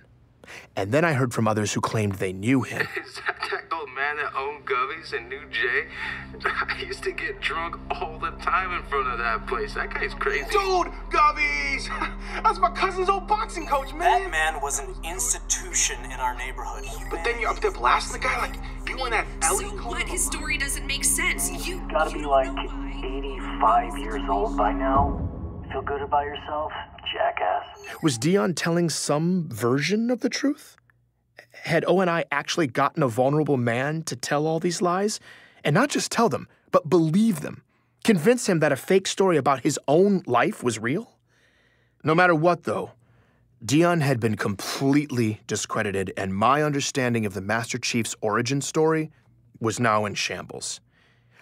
Maybe if I focused on the lies, I could find the truth. So I was putting all my faith in Ray. Thankfully, he was already making his way to my place. While I waited for him, I was trying to figure out how the cover-up had come to be. And I'd stumbled on some theories. Ray, it's great to see you. Thanks for coming. By the time Ray got there, I was pretty worked up. I asked him to hold off on his updates about Walker until I could get him up to speed. I really wanted him to vet what I'd been working on. Listening back now, I realized I didn't even give Ray a chance to talk. I guess after isolating myself for the past several days, I'd let my manners slip. You are the best. You are the best, man. Have a seat, okay? Do you need help? Ray was trying to figure out where to sit. Apparently, I let my housekeeping slide a bit, too. Okay, let me just... Okay, this doesn't need to be here. Now, simple question. What do I know about the Chief's origin story? Ben. It's this. Only 2 sources put him alive in Elysium between the ages of 6 and his enlistment at 16. They are Dion and Gabriella Dvorak. Dion's been completely discredited. And Gabriella's story requires a rebel labor camp in Elysium City that never existed. So the most convincing thing we've heard about John's childhood is that he died at 6. That's when I hit Ray with my theories about who John could be, why the stories didn't line up. I'd even reverse engineered my own version of an ONI cover-up, and I hit every last detail. And you control the journalist. So even if there was a loose thread, no one you'd ever hire would have the slightest idea how to find it in the outer colonies. In retrospect, they weren't good theories. They had a lot of valid pieces, sure, but they were mostly unprovable. And by sharing them with Ray, I was only adding more confusion to the mix. Ray was extraordinarily patient with me, sitting there, listening. It all brought me to one crucial, completely unreasonable research request, at which point Ray looked like he'd been hit by a tornado. Would it be possible to access the Master Chief's genetic profile and John's parents' genetic profiles for medical records and compare the two, without drawing suspicion? What? Ben, I'm sorry, man, but I really can't help you anymore. What? Why? I just came over to give you this information. Walker totally checks out. Full military records. His enlistment puts him on reach for boot camp at the same time as John. What? It Why? all checks out. Gabriella, too. But no. See, but they're lying. I mean, everything with Walker on the flight? He's not who he says he is. You heard it, Ray. And Gabriella's been completely invalidated by tons of independent, actual people who actually live on Elysium. I mean, even if that's true, someone has covered up those tracks. I was unable to discredit their identities. Okay, fine. But what about Dion? All the messages, people who knew him, Ray, the real guy. Oh, and I must have completely preyed on some poor senior citizen, and I mean, wait, what is that? There was a noise coming from just outside my door. Ray turned pale. My heart started pounding. I think somebody's out there. Ray was completely frozen. I had no idea what to do. I was debating between turning off the lights and hiding or jumping from the bedroom window, and we ran out of time. Oh, You whoa, wait. crossed the line, Ben. No, wait, Petra. You didn't think I'd find out, huh? Petra. You recorded me? What? When I was helping you? God, you squirmy bastard!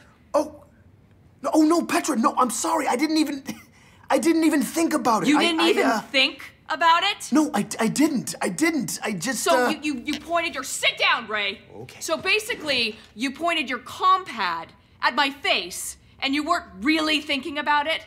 Now you know, as well as anyone, Ben, that you could use someone's words to destroy them. In that way, isn't your compad kind of like a gun?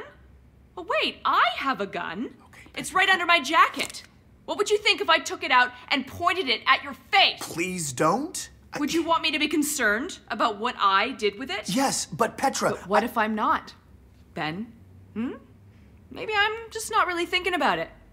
I don't really know. Maybe I put it away.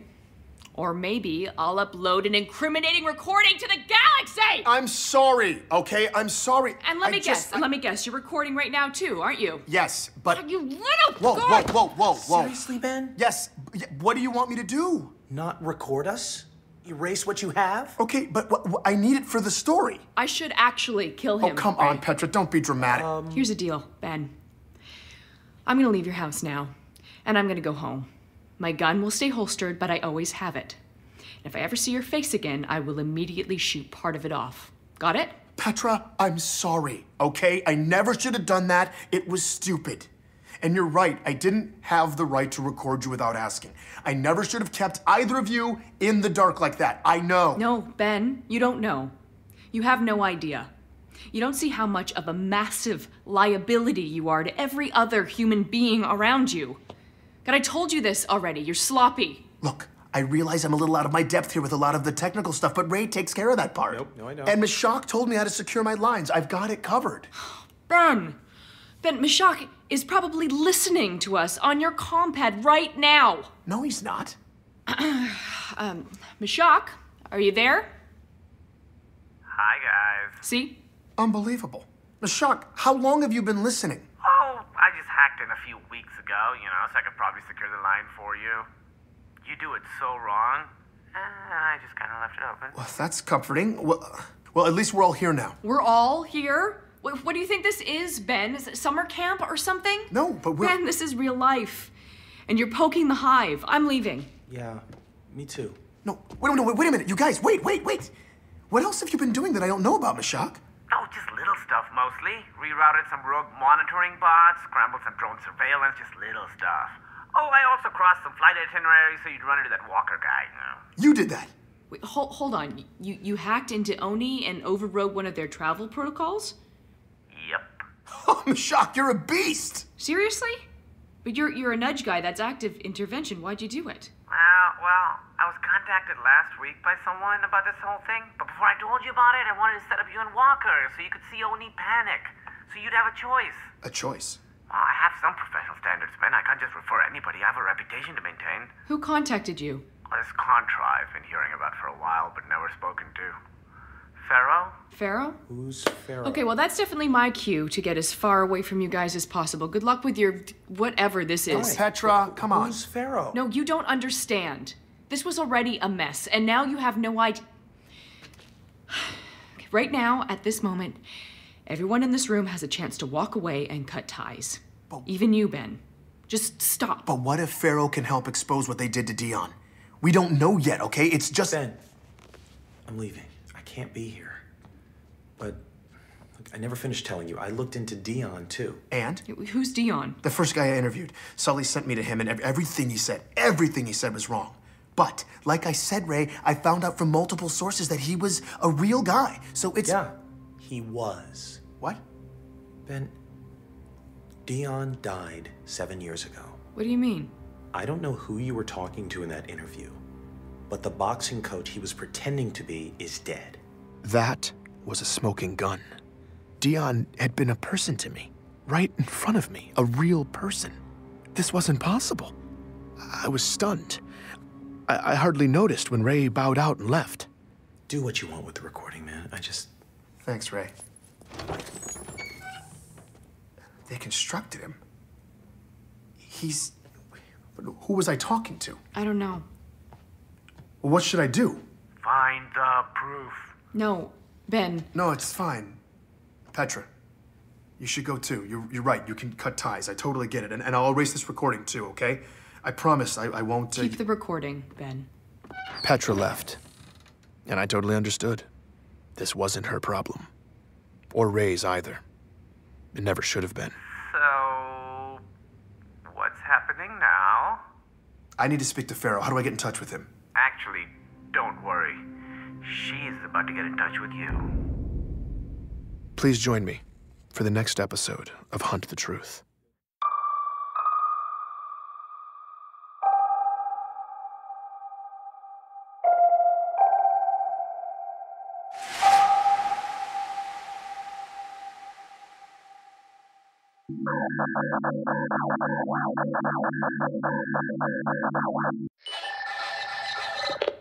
Hello?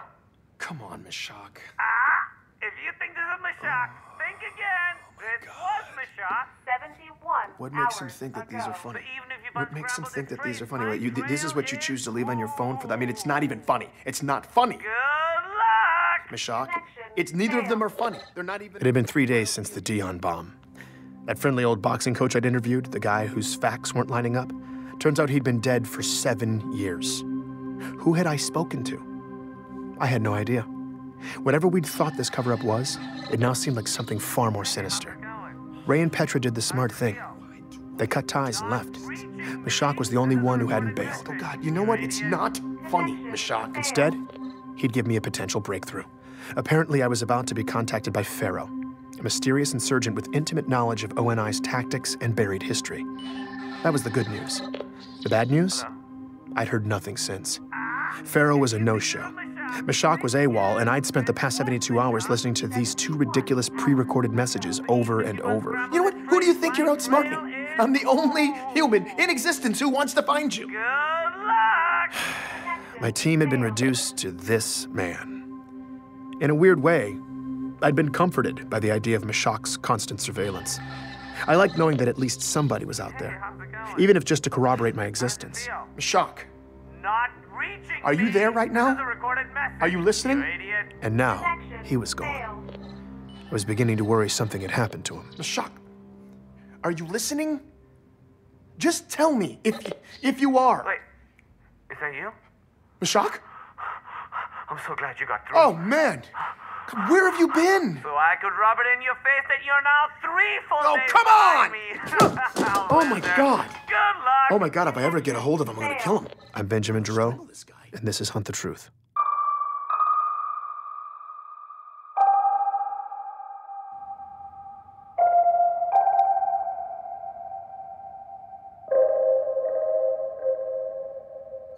Hey, Ben. It's Ray. Listen. Is there any chance we could grab a drink? Okay, I was really glad to hear from Ray. With Meshach MIA, my imagination had been running wild. If anything had happened to either of them or Petra, that was on me. So getting this call was a huge relief. But Ray's never exactly been a let's-grab-a-drink kind of guy, so something must have had him spooked. I rushed over to meet him at this dank dive bar near his place. So, I'm here with Ray, and a lot of loud, drunk people. Think of all of them as providing cover, allowing us to talk in secret. Exactly. And Ray is aware I'm recording this. Yes. I'm trying not to think about it, honestly, but it's fine. So, why'd you hit me up? Well, my scavenger finally got back to me. He had been waiting on some additional military records on Walker. I did not see that coming. I figured Ray would want to stay as far away from the topic of government cover-ups as possible. But if he was talking, I was all ears. And? All the ONI military records still check out. And ONI handles all military records, so... Well, almost all. Ray explained that every enlisting soldier has to sign an affidavit that their service was voluntary. That way, later on, if some grieving family member tries to claim it was involuntary, ONI is covered. But the office created to handle all those records is a rubber stamp joke. Of the roughly 200,000 involuntary service claims they've received over the years, they have ruled the exact same way: family loses, ONI wins. Every single time. The process is so automatic, Ray says, that when his guy pulled the records, it was the first request the system had received from a human being in 50 years. Well, and Ray was here's giddy, where it gets interesting. so I knew he was about to deliver the punchline. 180 days after a soldier's service period ends, the system is supposed to refile the record from active duty to retired. No. Yes. Walker's records weren't retired. And they weren't active either. What? Jacob Walker is the only soldier in the entire military database that is neither active nor retired. They missed that? How could they miss that? Nobody checks? Nope. Nobody but me. Ray had caught ONI in a major admin snafu. And I guess he was on a roll because what he said next blew my mind. Mild-mannered analyst Ray Kurzig had used my recording of Walker's voice as a template to scan the slush for voice-matching audio. Then I just took Walker's voice That and cross-checked was it. straight-up pirate stuff. You what? Ray. You're an animal right now. Who are you? Oh, you are gonna love what I found, Ben. Get ready to take back the road, Ganymede. This is your chance to be one of the first on the planet to have your very own hog. More than 3 tons of... Here is our boy, Jacob, 19 years ago, hawking utility vehicles for some random dealership. One of the must-own and best driving... It's a commercial? On the market. Yeah. The new 56 hogs He's an are shipping actor. now. Visit or call a qualified dealer. It's Beauty and the Beast. I couldn't believe it. I was listening to one of the military sources ONI provided me doing a commercial for a hog dealer on Ganymede, when Records had him stationed on the other side of human space. ONI had completely faked Walker, and Ray had caught the stupid bastards red-handed. That's incredible. Sitting there, having that drink, all the frustrations and anxiety that had been blaring in my face for weeks started to fade. We ordered another round. Ray was actually being funny. I don't even think we were talking about the story anymore, and for a little bit, I felt normal. Oh, man. It didn't last, though. Implications were percolating in the back of my mind, and it wasn't long before it all came roaring back. If Walker's boot camp stories weren't real, then the fog around the Chief's origins extended beyond his fabricated age 16 enlistment. How far did it go? Where did the truth even begin? All I knew at this point was who I had to speak to the moment I walked out of that bar. It was the only person that Walker's tale had contradicted, and it was someone I'd totally blown off. I just hoped Anthony Petrovsky would take my call. Oh, so now you want to hear my story, Yeah. huh? Yeah, hey, look, I owe you an apology. When we spoke, I didn't know what to believe, and I really should have given you the benefit of the doubt, man. Okay, just don't get too weird, all right? It was awkward, but after a few minutes, Petrovsky eventually started warming up. And I've been listening to your story. Really? What do you think? Well, I mean, Oni's lying. Yeah. Nah, it's disgusting. Yep. You know, they just make up whatever the hell they want, like we're all stupid or something. You know, just like, oh, where's the problem? Deep space? Well, let's just throw a glass planet at it, toss in some insurrectionist bad guys, and the story's good to go. You know, it's ridiculous. It's so ridiculous. But all your outer colonies people, though, the listeners, man, they're tearing that crap down. You know, it's great. Oh, it's great. I know. I knew exactly what question I had to ask Petrovsky, but I didn't want to ask it. If I was being honest, I'd been avoiding it my entire career. The Spartan program had a dark, dark cloud around its origins. Civilians had no idea, but soldiers had always whispered about it in the ranks. Even the few scattered details I'd gleaned during my years reporting from the front had been enough to convince me that this was one stone I didn't want to overturn.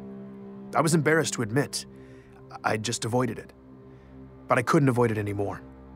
Anthony would tell me everything. I just had to get up the courage to ask, and when I did, here's what he said. Look, all I know is rumors, but everybody whispers about it. Oni kidnapping little kids, leaving behind decoys to cover their tracks. Just clones.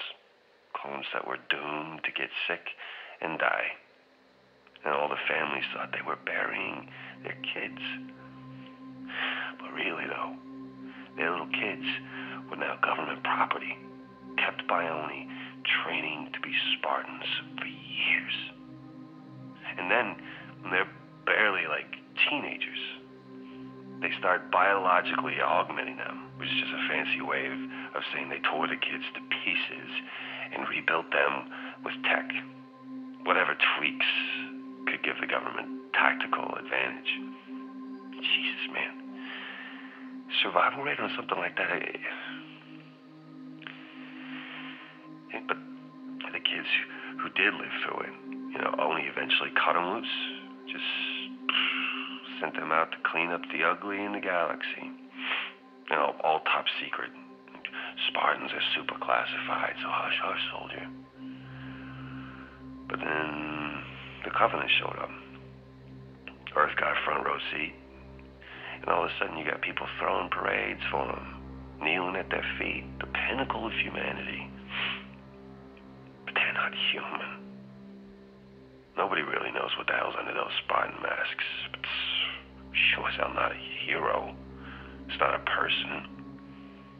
Whatever they are, it ain't us. That was the story I'd never wanted to hear. I couldn't prove it. I couldn't report it as more than just rumors. But his story was the only explanation I'd heard since this mess began that actually made sense with the facts. And it gave ONI more than enough motive to bury the truth. Because the truth was a nightmare. The truth was treason, planned and carried out in the shadows with impunity. When you let those in power operate in the dark for long enough, sometimes the dark creeps in. Without checks and balances, it's in our nature to cut corners in the name of efficiency. Trim off pieces of our humanity, a chunk at a time, justifying every cut until eventually all you're left with is horror. By coming forward, Anthony had just broken a rigid code of silence. Don't you have like a... I asked him why. A code of conduct or something you have to follow? Whose code? Huh? Oni's? Yeah, I don't care about that. Look, I don't blame that John kid. Master Chief, whatever the hell they call it, just does what the masters program it to do. Now, Oni, that's the boogeyman. Some sadist CPO wants to test out his Spartan toy, so he oils it up with the blood of my brothers? No, man, no, I'm not keeping quiet for them. Aren't you afraid of retaliation? What are they gonna do?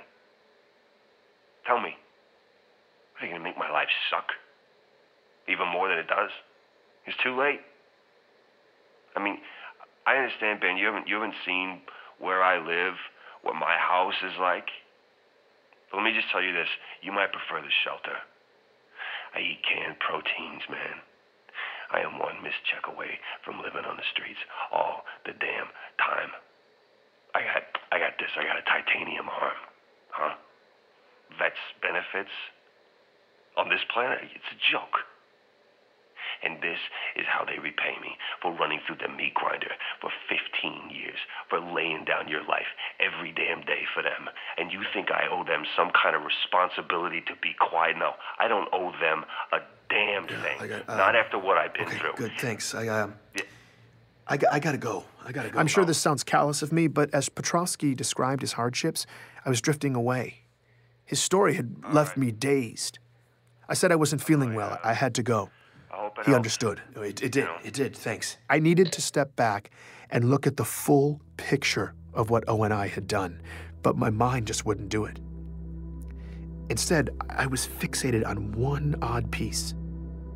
The doppelgangers made to replace the kidnapped kids. Out of the disgusting quilt Petrovsky had laid out, I was stuck imagining the tragic life of one of these clones.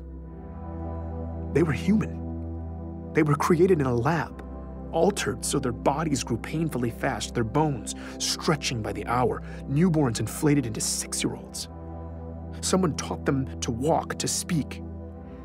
Did their handlers touch them? Did anyone look in their eyes? Did they have names? When it was time, ONI plopped them into some other kid's life, leaving them alone in a dark, unfamiliar room in a bed that was probably still warm. In the morning, a family would walk in, strangers who wouldn't even know to explain any of this to them. No one would comfort them. They were completely lost. And then these small children would begin to die, breaking, withering away, surrounded by confused, heartbroken strangers who were powerless to help them, all the doctors making frantic attempts to stop the spreading rot from eating this little, terrified person alive. It was all just desperate wailing against the inevitable, and they would be forced to endure all of it because no one knew the truth, that these children had lived in chaos until they died in excruciating pain because someone had designed them to do just that. The nightmare the clones endured was not a byproduct of ONI's plan. The nightmare was the plan.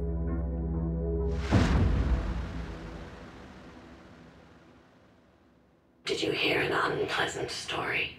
It was still dark outside when I was awakened by that voice. I live alone and someone was calling me from the shadows. Ben, come in here. I was petrified. Then I realized it was coming in over one of the networks. My communication system had been hacked. I started recording. Pharaoh was finally here. And apparently, she'd let herself in. Did you listen this time? Yes, I did. I feel like if people knew this story, if we could prove the cover-up, it could really start a fire. Maybe, but you only have so much reach. With only controlling 90% of communication, that fire might take a while to spread. And we're not sure we have that much time. Not with what's coming. What? What's coming? The anomalies in deep space your friend Meshach has been tracking. We don't know what it is yet, but it's getting stronger. Pieces are moving out there, and we have to move faster. Okay. How? There are friendly ears in the UEG. People who have been kept in the dark, many of them with real power. And if they heard your story, they would come down hard. Who are you talking about? Politicians? Who's ONI been keeping in the dark? There are high-ranking senators who don't know about any of this. You need to tell them. Speak truth to power. Get Oni Brass in the same room when you do it so they don't have a chance to spin it, and the senators would be able to blow it all up right there. Okay, but what am I going to do? Arrange a roundtable with ONI chiefs and Senate leadership? Even if those people ever were in the same room, they wouldn't invite me over to ambush half of them. I don't see the opportunity. We create the opportunity. How? By creating panic. We give the public a hard truth. Ugly information that Oni can't contain. The cover-up, the Spartan program stuff. No, that's what will ignite the senators. The public needs a headline, imminent and explosive. Your story will make waves in the outer colonies, but on Earth and everywhere else, it's too complex and historical to cut through the noise. We don't have time for a slow burn. The public needs to hear a simple message. That we all might be about to die. And that's what we'll give them. Pharaoh was a force of nature, and something big was about to happen. It would get sympathetic politicians and ONI leadership all in the same room and set the table for me to lay out my proof, expose the cover-up, and blow it all open. Oni will be right where you want them, and then I'll open the door. And once you're in, you go for the throat. Please join me for the next episode of Hunt the Truth.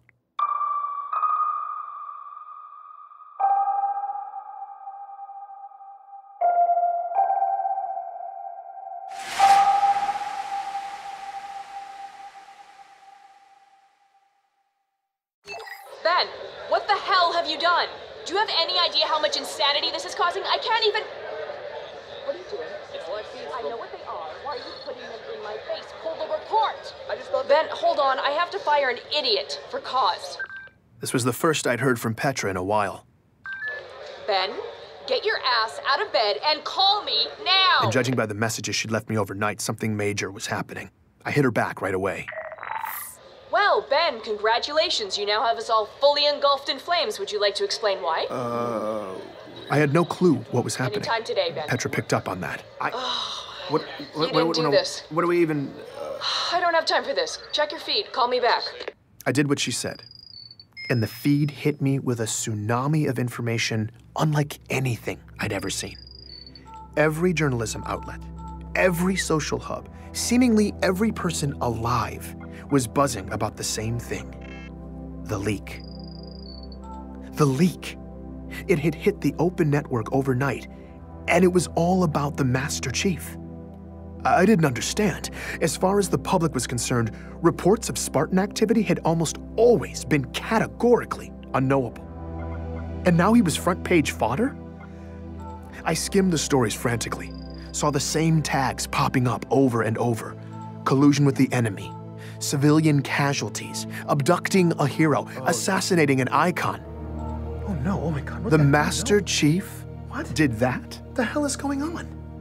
Those were just the facts reported by journalists. The opinions of the public were far scarier. Like missiles firing wildly in all directions from every corner of inhabited space. This leak about the Master Chief, whatever it said, had already begun deeply dividing people, sending ideologues on both sides scrambling to gain the moral high ground. I needed to see the source material. It didn't take long to find. Everyone had the same file, a suppressed incident report from an embassy in the outskirts that had already been viewed almost 500 million times. What it said was perfectly clear. 10 days ago, in the outer colonies, the chief had suddenly appeared in the middle of a densely populated city at a regional embassy, where inside, long-awaited peace talks between human and alien delegates were on the cusp of an historic agreement. The chief stormed in and instantly killed the bodyguard of Outer Colonies Ambassador Richard Sakibo, starting a firefight that would claim 19 human lives. He abducted the ambassador and blasted an escape path through security personnel, mowing them down with extreme prejudice as he escorted the alien delegation to safety. Once aboard his waiting evac ship, they fled the planet, leaving years of diplomatic work in ruins.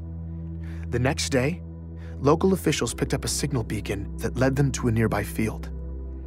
There, they found the architect of the talks, revered peace activist Richard Sakibo, last seen in the chief's custody, lying dead in the grass. I'm Benjamin Giroux, and this is Hunt the Truth.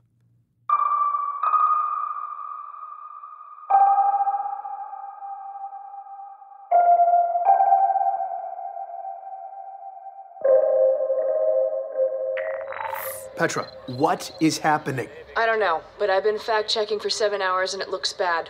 The Earth hacks are calling him the Fallen Spartan. Bastards. Wait, you think this might actually be true? I need it now.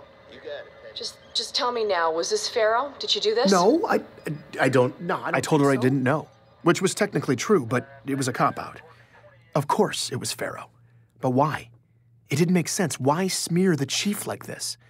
After everything he'd done to save our asses? After everything ONI had done to him? Over the years, he'd faced unimaginable catastrophes. We had no idea how many lives had hung in the balance. ONI kept us all in the dark. But whether the chief had always made the right call or not wasn't the issue. He should never have had to shoulder all that weight. But now he was shouldering all the blame. It wasn't right. As Petra relayed what some of the talking heads were saying about Chief on Earth, I started getting downright pissed. Then, she was gone. Waypoint was gone. My comm pad. Everything. Your gone. quadrant is experiencing unusually high volume. On-site diagnostics are required. Would you like me to schedule an appointment? Yes. First availability is in 12 days at 3 p.m. Would you like me to schedule this appointment? God, this is a joke. I'm sorry, I did not get that. Would you like me to schedule this? Yes. Appointment scheduled. All services disabled. Goodbye. No, dude, mother! They were cutting my communications off for 12 days? This was no quadrant failure. ONI was trying to shut me down. And of course, they were doing it quietly. Meshach's security hacks had been keeping me a step ahead of them for the most part, but I didn't have time for this. I had to find out if we were actually stirring things up. I needed to find Meshach, and to do that, I needed a safe place with secure working comms. So I packed some essentials and headed out, taking back routes, dodging surveillance. Moving my workspace to an undisclosed location was a precaution I'd been needing to take anyway. ONI's latest move had just got me to pull the trigger. When I got where I was going, my contact helped me set up shop. And once I was live, this was the message that was waiting for me. Bento Box! Loving what you did with the story, man! Really great pacing. But that last episode wasn't the same. It's just missing a certain, I don't know, me element? Ha! Anyway, I'm around, give me a call. After disappearing for 8 days, Meshach Maradi was just calling to say hi. He was the most frustrating human being I'd ever met. Benjamin! Meshach, I was certain you were dead. I mean, I could... You were wrong? Meshach, where in the hell have you been? Ben, listen, I'm sorry. Super sorry. But I had to go dark. I had to disappear. Okay, but... I asked him if it had something to do with the disturbances he'd been tracking in the outskirts. He said no. It was this other thing I was checking on for you. I don't know anything for sure yet, but I will soon. Fine, but listen, I realize you operate in a den of secrets, but you could have at least warned me before disappearing, I mean, right? No, not really. It's true. I operate in a very mysterious den of secrets. But this mission was on a level 3 stories below the subfloor of the secondary basement of my den of secrets. I shouldn't even be thinking about it. Just believe me, you not knowing was the only way. Thankfully, Meshach laid off the riddles for a bit, segueing into news from the outskirts. My last episode was having an effect. People were listening, taking it to heart, and they were pissed. The kidnappings, the military-grade augmentations, unless they were looking for somewhere to bury the truth, ONI seemingly had no regard for the outer colonies. This was an old ache for these people. Back when their survivalist spirit was bordering on independence, ONI had given the outer colonies their full attention. They pulled out all the stops to crush the oppressive insurrectionists. No one was shedding tears over that. But then, when the Covenant showed up and started glassing their planets to genocidal hell, the outer colonies were widely left to fend for themselves. It was this principle of selective intervention that had never sat well. But where my story had started to reheat that unrest in the outer colonies, last night's leak had brought it to a boil. So the idea is the chief went into berserker mode, right? That drip, drip, drip has a very different effect depending on where you live. All those herbivorous babies on Earth think they deserve their own dedicated Spartan messiah. Like he's gonna camp out on the moon, waiting to kill aliens or karate chop meteorites to keep them safe. So the word rogue panics them. But Meshach says it wasn't like that in the outer colonies. Whether the embassy story was true or not, the way they saw it, the chief wasn't the problem. ONI was using him the same way the UEG had always used them. For utility, when useful, but always disposable. Sure, nobody really wants a 7-foot-tall murder machine with mad skills showing up in their neighborhood. But in the outer colonies, Oni is still the real monster. My fury at Meshach had subsided. I was glad he was back. If I was going to pull off confronting ONI and exposing everything to the senators, I needed as much ammo as possible. And luckily, he was on the same page.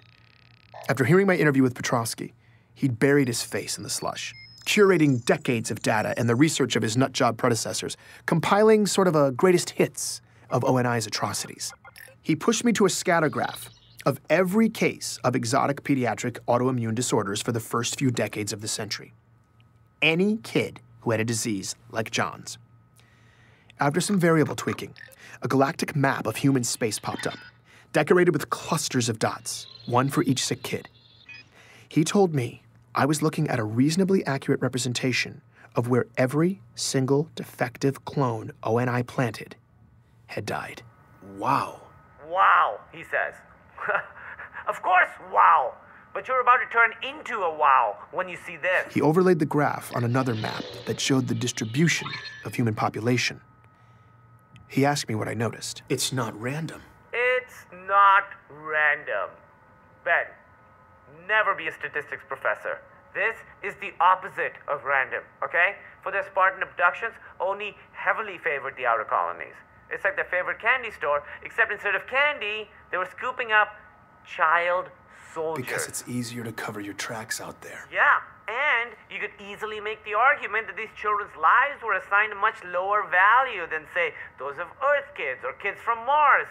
Genetically, they will be no worse than inner colony specimens, but as to the human cost, outer colonies kids just spend easier. I'm not sure if the data was going to be conclusive enough for the senators, but the implication was certainly heinous enough. The whole point of abducting kids in the first place was to create super soldiers for crushing the insurrection. That was the original mandate of the Spartan program. But in their secret child poaching, ONI had favored the very same parts of the outer colonies they were targeting for that military campaign. So years later, when the Spartans landed their bloody anti-insurrectionist campaign in the outer colonies, many of those Spartans were simply the harvested children of those communities coming home. But these native sons weren't fighting for their homeland. They weren't there to protect their families. They were carrying out the political agenda of ONI, serving the very government that had violated their families and torn them from their childhoods. As far as the not in my backyard philosophy goes, this was double dipping by ONI, enough to incite pure rage. But Meshach had been working on something else too. I've been tracking old police scanner data, putting it together for your big whistleblow. Makes a pretty gnarly case. Okay. Did you ever wonder what would happen if one of Oni's doomed to die clones didn't die? I hadn't considered that possibility, but it was chilling. What happened to them? It's not what happened to them. It's what happened to the people they'd been made to replace. 2 soldiers ran into a perfect copy of themselves. Think about it. You're secretly plucked from your childhood bed, thrown into a totally different life. And now, years later, you meet a mirror image of yourself. Someone who got to keep living your life. I mean, they'd probably seem to be more you than you. 2 records I found, 2 soldiers, both suicides. A story like that would be hard to listen to, but that's horrible. It would also be hard to ignore. Please try to get me that. I just hoped Pharaoh would know how to reach me. Don't worry, she'll find you. Probably soon, but yeah, who knows. Her mysterious den of secrets is like under the planetary crust. Just keep me posted. Whenever you guys penetrate the Dragon's Lair and explore your truth serum, I'll be standing by to track the ripples. Thanks, Meshach. I was having trouble falling asleep in my new workspace the next time I heard a voice calling me in the dark. This time, though, Pharaoh sounded human. Are you enjoying the show? No, actually, I'm not. After everything ONI's done, people are calling for the chief's The head. infection goes to the core, Ben. When you cut all the way in to extract it, you can't always control what sprays out. But you're the one spraying it. You chose to smear the chief. I'm not smearing anyone. Everything I leaked was real. But we don't know the whole story, and the implications of this story are The only implication is that an aging Spartan may be going off the rails. And sadly, it may be true. Your story set the table for that. When you break children to make warriors, you take a risk of burying psychological damage deep in your soldiers. And for critical decision makers, that's a liability. I don't know what motivated the chief to shoot up that embassy, and I don't know what he's doing now. But he is off leash. He is proving the liability. All I did was expose it by peeling back the very layers of Oni secrecy under which that liability was born and allowed to fester. I didn't know what to say. This felt all wrong to me. Ben, the chief is the savior of humanity. I know that. The true patriots know it too. This is the painful part. Right now, the chief is being chopped down, but he will be vindicated. This is how we puncture to the core. By sacrificing the chief in the short term, we've opened a deep hole, and when the bleeding slows, it's Oni's exposed nerve that will get all the cold scrutiny. It's just hard hearing what they say about him, and people are going nuts. I mean, a lot of the inner colonists are actually denouncing him. They're terrified. And the anger in the outer colony seems to be turning ugly fast. You The see blood that, of right? their hero is spraying in their face. This is exactly what we need. This is the chaos I said would happen. I guess I just didn't think it was going to be like this. Chaos has a high price, Ben.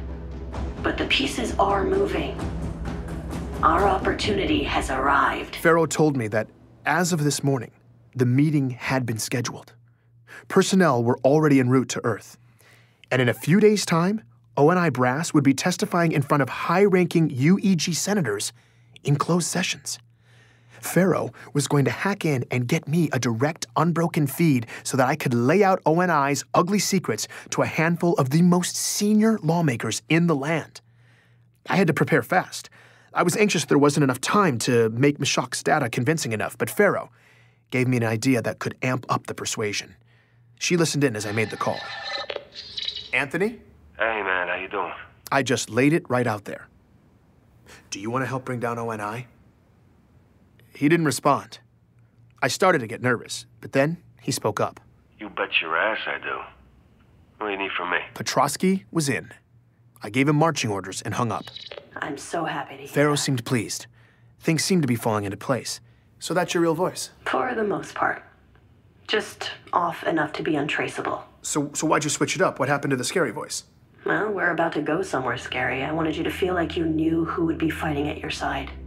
I appreciate that. I couldn't believe we were really going to do this, but I was lit up and ready to go. Ben, I wanted to give you a heads up. There's still one more leak coming. What do you mean? It's the icing on the cake. Just to keep the pieces in motion. Okay, what is it? When is it hitting? It just did. I pulled up my public feed. It took a moment. And then it hit. A security video from the Outer Colonies Regional Embassy. Faro was already gone. Is this real? But her latest leak was live. Right now, millions of people across occupied space were all watching the same thing. Master Chief Petty Officer Spartan 117, seemingly unprovoked, waging a brutal assault against the peace consulate on Biko. Please join me for the next episode of Hunt the Truth.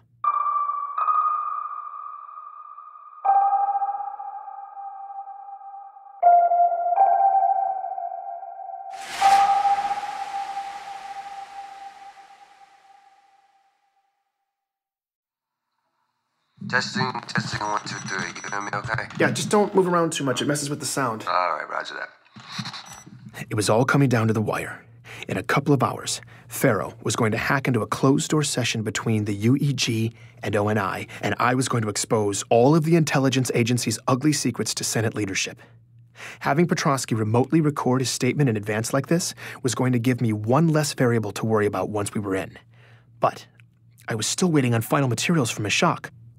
I hadn't heard from Faro all day, and I was urgently trying to pull it all together. I was a wreck. Come on. Considering he was about to accuse ONI of atrocious human rights violations, Petrosky, on the other hand, seemed completely calm. He wanted to chit-chat about the chief. So, high treason. Yeah. Do you think that's for real? I guess. That's what people are saying. Can you stay sitting up like that, please? The Master Chief. Damn, that's gotta be a black eye for Oni PR, huh? You know, boots all across the military are gabbing like they're at a slumber party or something. 3 days ago, Faro had leaked a suppressed incident report from an embassy in the Outer Colonies that had everyone in disbelief or disarray. Less than 24 hours later, Faro dropped the real bomb, a security video from that same embassy, showing that everything in the report was true. The Master Chief had turned diplomatic peace talks into a shooting gallery that claimed 19 lives. The shock of that second leak immediately turned to outrage, polarizing everyone by the same familiar geography: the staunch patriots of Earth versus the dogged survivalists of the Outer Colonies. It was the same caustic regionalism that had far too recently defined us. And now those old ideologies were creeping back out, masquerading as opinions, angrily cracking open the scabs. Meanwhile, the Master Chief, the subject of my entire investigation, was now the most wanted man in the galaxy. I hadn't even had a chance to dig into any of it. You think he did it? What? Do you think the chief shot up that embassy on Biko? Maybe he finally went nuts. Maybe he thinks we're still fighting insurrectionist guerrillas or something. I don't know. But, man, working for the Covenant? Oh, that's a stretch, right? I mean... I don't know, man. I'm sorry. We just gotta lay this down. All right, roger that. We were running out of time, and I needed Petrosky to focus. I started recording. I asked him to introduce himself and tell the world about the Spartan program. And from then on, he was totally on point. So just say who you are, and then just go into it. Okay. I am Corporal Anthony Petrosky, retired trooper of the 105th ODST Division. I am testifying by my own free will, under no duress by any parties, and I wish to make the following statement. In April 2525, while serving on a detachment on the UNSC Atlas, I witnessed firsthand an incident involving a 12 to 13-year-old male who identified himself as John 117. He had extensive scarring on his torso, consistent with post-procedural scarring I've seen on recently inducted Spartans, and under orders from an ONI CPO, John killed 2 ODSTs and critically injured 2 others, in an attack that greatly exceeded natural human ability. He didn't stutter. He didn't stammer. His thoughts were clear as crystal, told with purpose, as if he'd been waiting his whole life to speak with this much conviction. After a grueling military career that took his left arm, Anthony Petrosky should have been rewarded with dignity and opportunity. Instead, he was one of countless veterans the government had left behind. But this was his moment, and he'd never sounded more alive. As he laid out his damning testimony about ONI's biological augmentations of children, I knew Faro had been right. Petrosky's words would humanize this story and persuade even the most jaded senators to listen. I had exactly what I needed from Petrosky. I am testifying with absolute certainty that the speed, power, and coordination this person exhibited was categorically impossible without the benefit of a full battery of military-grade augmentations. Afterwards, the Office of Naval Intelligence, through our COs, issued an order of absolute suppression of all accounts of this incident. Through coercion, pressure being brought to bear, we were ordered to keep silent, to never speak of this publicly upon fear of court-martial. How's that? That okay? Yeah. That was amazing. I can't thank you enough. Yeah. All right. You give him hell. Now I was just praying Meshach would come through. Faro would be able to bypass the most sophisticated security system in history, and I could get hacked into a meeting between the most powerful people alive. I needed a miracle, and I needed it to happen in the next 90 minutes. I'm Benjamin Giroux, and this is Hunt the Truth.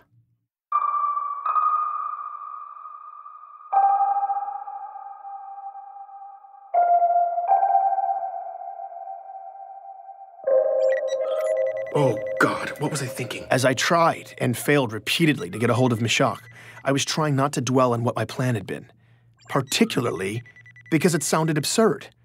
I was trying to corroborate my accusations against ONI by having Meshach Maradi convert nutjob conspiracy theorist data into documentation that a senator would find compelling. But I didn't have time to rethink the plan. I needed the documents. My calls to Meshach kept dropping, though. Something was up. The networks were a mess. I did not have time for this, and I was starting to panic when a message from the outer colonies finally came through. These files better make sense, Meshach. But there were no files, and it wasn't Meshach. The message was from Katrina, the old friend of John's that Ellie Bloom had put me in touch with, the woman who had told me about John's death. I hadn't spoken to her in weeks. Hey, Ben. I didn't really know who else to call, but I was hoping you could maybe tell me what feedback you were getting from the outer colonies this week. I had no idea what the listeners were thinking. Ever since I'd gone incognito, I hadn't heard any of their feedback. Stupidly, when I set it up, I hadn't properly secured the feed, and now I was afraid if I accessed it to hear what people were saying, ONI would trace my new location. I'd figured after my latest episode, the revelation that ONI had heavily poached the outer colonies for their child abductions would be garnering a strong reaction out there. But the way Katrina made it sound, the reaction was stronger than I could have ever imagined. People are going nuts, switching over to only using local chatternet services like it's 50 years ago or something. It's this new Colonial Alliance group. They're everywhere, holding all these demonstrations in the streets. Thousands of people are turning out. And they keep chanting about self-reliance, talking about how we need to be preparing for this big embargo, all these boycotts, the UEG offices shutting down. I don't know. It seems peaceful right now. I feel like we should get off-world, just in case it breaks bad. I've kind of already been freaked out anyway. I don't know if I'm being paranoid, but I think someone may be targeting me for helping you. And Ellie's in the same boat. All these power surges and crazy service interruptions. Last time I talked to you, my entire system was overrun with corrupted files, and my whole neighborhood lost power. I don't know. But if someone is trying to get us, I'm worried what will happen if things get too chaotic out here. I don't really feel safe. So, if you know anything about this, or what we can do to protect ourselves, I mean, they're already shutting down the street. Katrina's message got cut off. I had no idea what was happening.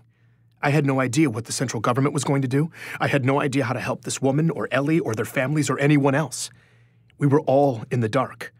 All I could do was present the senators with the ugly truth and hope it would convince them to help us all. And I was running out of time to make that a reality. Thankfully, Meshach finally emerged from his subterranean world. So, I just sent it. Perfect. Got it. Thank you. I hope it's convincing enough. You should have a clear breakdown that exposes the blatantly unnatural pattern of child autoimmune deaths around the beginning of the Spartan program, particularly in the outer colonies. Yeah, I see that. It's good. It looks solid. And I also cleaned up and edited that police scanner data. It's one of Oni's abducted kids returning home and running into their clone. One of the suicides? Yeah. So officer gets called to the scene of a home invasion. It's this middle-aged couple and the teenage son who's in a wheelchair. The officer comforts the victims, assesses the situation, calls it in. There wasn't a confrontation or anything, no valuables appeared to be missing, victims didn't even get a good look at the guy. The perpetrator just entered the house, went into the son's room, son freaked out, perpetrator fled the scene, blah blah blah. Now everything seems to be okay.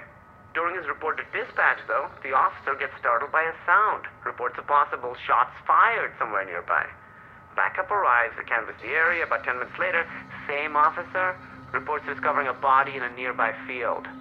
It's a teenage kid, dead from what appears to be a self-inflicted gunshot wound. That's where the officer's report to dispatch took a turn. 7 Charlie 19, what's the rush on? It's the exact same kid. The kid from the home invasion over at Sten. I mean, it's 1056? Looks like his identical twin. I don't even know what to say. 7 Charlie 19, ME is en route. The medical data Meshach had sent along with the audio made the picture even uglier. The son was in a wheelchair because months of medical procedures had left him with permanent nerve damage from when he was 6 years old, under treatment for autoimmune and significant cognitive disorders. Those procedures that left him paralyzed were nearly identical to those from John's medical records. Before the survivors had been removed from the data, this boy had been one of the dots on Meshach's scattergraphs of likely clones. I didn't know what to say. So I realize it's messy. Whether you can use it or not, at least now you know. I didn't have enough time to wrap my head around this new piece. So I made the difficult choice not to use it. But hearing yet another ONI horror story made me all the more determined to blow it open. I just needed Pharaoh to show up in the next few minutes with a miraculous way to get in the door. Thanks, Meshach. So this should all be going down here in Don't be nervous. You'll be great. I've got all my channels open, ready to go. Whenever it pops off, the murmurs will pop up. And if the senators are making moves against Oni, that's the kind of chatter that rattles teeth. So don't worry. We'll know soon enough if it weren't. Thanks, man. Okay. I'll, Hey, just real quick. I know you're super busy right now with your Crusade of Honor, but as soon as you can, You need to get caught up with what's happening in the outer colonies. Your last episode is turning kernels into popcorn, and there's a fault line in the tectonics I need to talk to you about, so here's... Ben will call you back. Hacking in and cutting off Mashak, yet another dramatic entrance for Pharaoh. And this one came not a moment too soon. Pharaoh, what's happening? I'm all ready. Do you have a way in? I'm already in. And this is how it's going to work. You have the files ready for upload. I'll secure a connection and give you a direct feed into the hearing. You'll present Petrovsky's testimony, upload the files, and make your case. Quickly, because they're going to do everything in their power to shut it down. They might even be able to trace your location. If they run too much interference, I'll have to scale us back to a one-way feed. So we may end up flying blind, but they'll still see and hear everything you say for as long as I can keep that connection open. Are you ready to play for real? I had to be. Yes. Good. I'm patching you in now. Go for the throat, Ben. This was it. Every shred of journalistic integrity I had left was about to go out the window. I had a strongly biased opinion, and I was about to deliver it to some of the most important policymakers in government. This wasn't just an expose of ONI's deeds. It was an indictment that constituted a call to arms. I just hoped the senators would listen. There was no audio, but I suddenly had a full view of the congressional chamber hosting this meeting. I couldn't believe this was happening. My eyes scanned the room. The 12 senators who represented the Senate Armed Forces Committee seemed to be there, and 3 of the 6 ONI directors lined up in front of them. My heart was racing. Then, I saw someone else. Wait, is that Sully? Ben, you're live in 3, 2, 1. I saw my face pop up in the main display at the head of the room. The proceedings seemed to stop as all the heads turned and looked at me. For a moment, I froze. And then I began. Distinguished representatives of the Unified Earth Government and the Office of Naval Intelligence, my name is Benjamin Giroux. I was a journalist hired by Commander Michael Sullivan to do a profile on the Master Chief Petty Officer John 117, and my contract was terminated for exposing a widespread cover-up by ONI on his true origins. As I spoke, I tried to look at the camera and ignore the return feed. The image of my own face speaking to a room full of supremely powerful people was incredibly distracting. I could see out of the corner of my eye, though, that it was working. They were listening. Then, my feed went black. Keep talking, Ben. I had to cut the return feed, but you're still live in the room. I tried to focus. ONI has gone to great lengths to keep you and the public from knowing critical information about the Spartan program, their lack of institutional control of the Master Chief in the outer colonies, and the genetic modification of abducted children that eventually became warriors like the Master Chief. What I'm about to play for you is testimony from ODST Anthony Petrovsky regarding the Spartan program. I am Corporal. As Petrovsky's testimony played, I was starting to doubt whether or not it was still actually live when I got a message from Sully. It said, "You're out of control, Ben. Last chance to stop." I typed back, "I can't be a party to the crimes you and the rest of ONI have committed. Not anymore. I'm done." There was a brief pause, and he responded, "Yes, you are." My gut sank. But I wasn't going to back down. You're going to have to finish up quickly, Ben. They're hitting the hack hard. I can't keep it open too much longer. As Petrovsky finished up, I quickly edited my final piece, chopping out any unnecessary language. Then, it was time to bring it home. Senators, for their Spartan program, ONI kidnapped young kids and illegally engineered doomed-to-die clones to replace them. They kept the children as military property, subjecting them to horribly unethical training regimens, and eventually performed dangerous biological augmentations on them while they were still growing. This was how they made the Spartans. Half of these children most likely did not survive. I've provided you with files that corroborate my claims as to these egregious human rights violations. I ask you to review them with an open mind. ONI has gone to great lengths to cover up this story, including elaborate fabrications. I've also provided you with clear evidence of this disturbing cover-up, as well as audio evidence of the threats I have received in the past several weeks for pursuing this information. About to lose this I come feed. forward at great risk to my personal safety, and my only hope is that you will look at the facts and take the directors of ONI and all those responsible to task for these atrocities. Thank you for your time. The feed cut out at the last moment. I was in shock. What had just happened? Perfect. Now let's watch it burn. The revolution has started, Ben. And you with a spark. From now on, you're under our protection. Pharaoh? She was gone, and my head was buzzing. It felt like I was in a dream. What had I done? I looked down at Sully's last message. His response to when I said I'm done, it was chilling. Yes, you are. That was all he said. That was all he needed to say. I felt dizzy. I had to keep moving. Find out if that kamikaze mission had had any effect whatsoever. The first ripple popped up right away. It was a message from my bank. We regret to inform you that your account with Outer Trust has been deactivated. If you have any questions, please speak with a financial representative. I called immediately and got a representative on the line. She told me I was under investigation for the unauthorized possession of sensitive government materials. The audio files from my story. I was being fined an astronomical sum for keeping them, and as a result, my assets had been frozen indefinitely. I couldn't believe it. I checked all my accounts, either locked down or zeroed out. In retrospect, cashing out should have been step one, before I took on the most powerful government agency in history. But it was too late now. ONI was bringing down the hammer, and I'd been financially ruined. I was reeling from this realization when 2 delayed messages popped up in my queue. The first one loaded quickly. It was Meshach. Beth, things are getting a little hectic out here, so I don't know if this is going through, but I was trying to tell you before I got cut off that... Okay, now we need to talk in person. It's urgent. It's something I found, but we can't talk over comms about it, so I'm coming to see you in person day after tomorrow. Don't talk to anybody. Don't try to reach me. I'll be there soon, and then we can sit down and just go over the whole... I couldn't wait for Meshach to get here, so against his wishes and my better judgment, I tried to raise him. But something was wrong. Like everyone else in my region, I'd had plenty of failed calls to the outer colonies in my time. But this was different. Like it didn't even send the call. I checked my ChatterNet feed. It was full of comments from people just like me panicking because they couldn't reach the outer colonies. Scattered reports that the communication buoys themselves had been shut down. That didn't make any sense. The second delayed message finally finished loading. It was from Katrina. Ben, I can't even point this down. It's totally gone. We're completely out. My parents, Ellie, no one from the whole system is ChatterNet. And there's a full core. Please, if you can tell someone what's happening or get somebody to need help and we food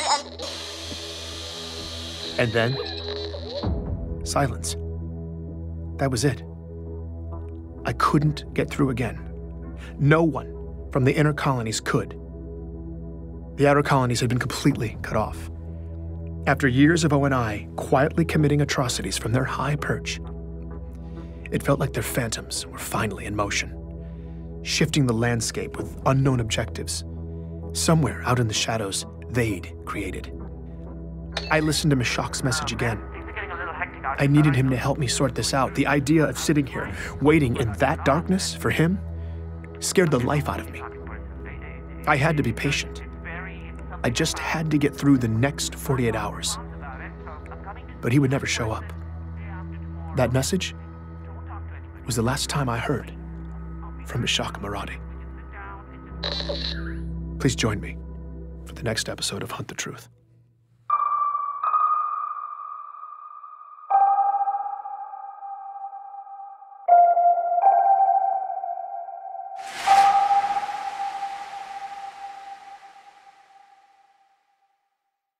Listen and wait. That's what you do when you hide in the dark.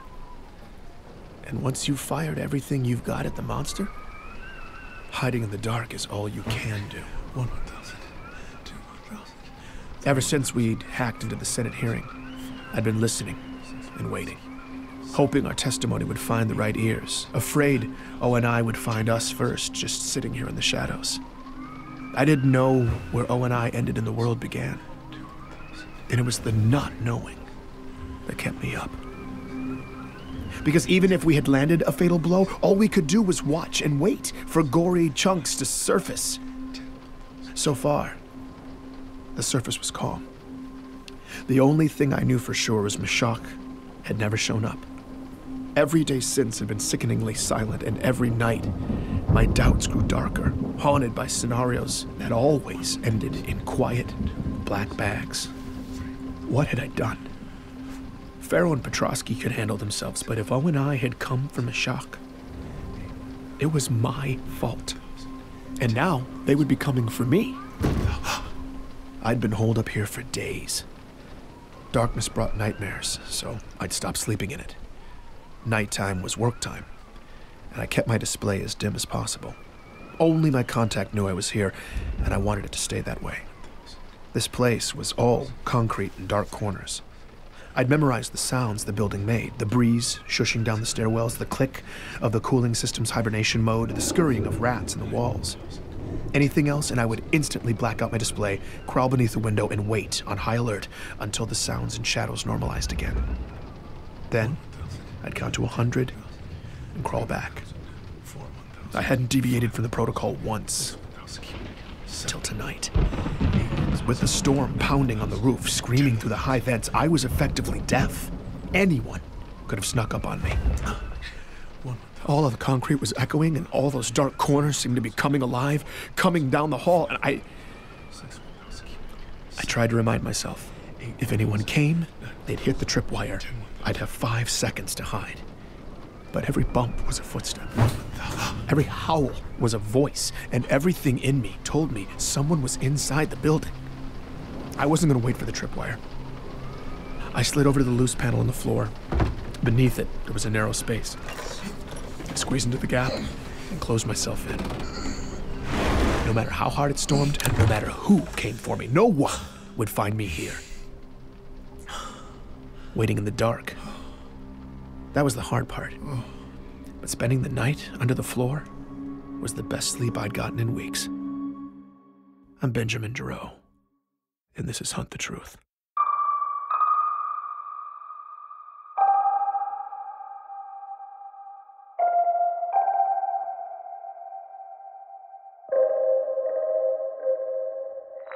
Speaking from the steps of the Congressional Plaza today, freshman Senator Andrew Del Rio issued a formal statement addressing last month's embassy massacre on Bico. It's not a promising sign for democracy when a catastrophe touches a majority of the voters, and seemingly every politician in the UEG was trying to leverage the public outrage into talking points.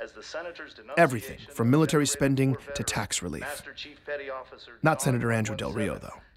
His sights were centered on one narrow target. Of the fallen Spartan yet.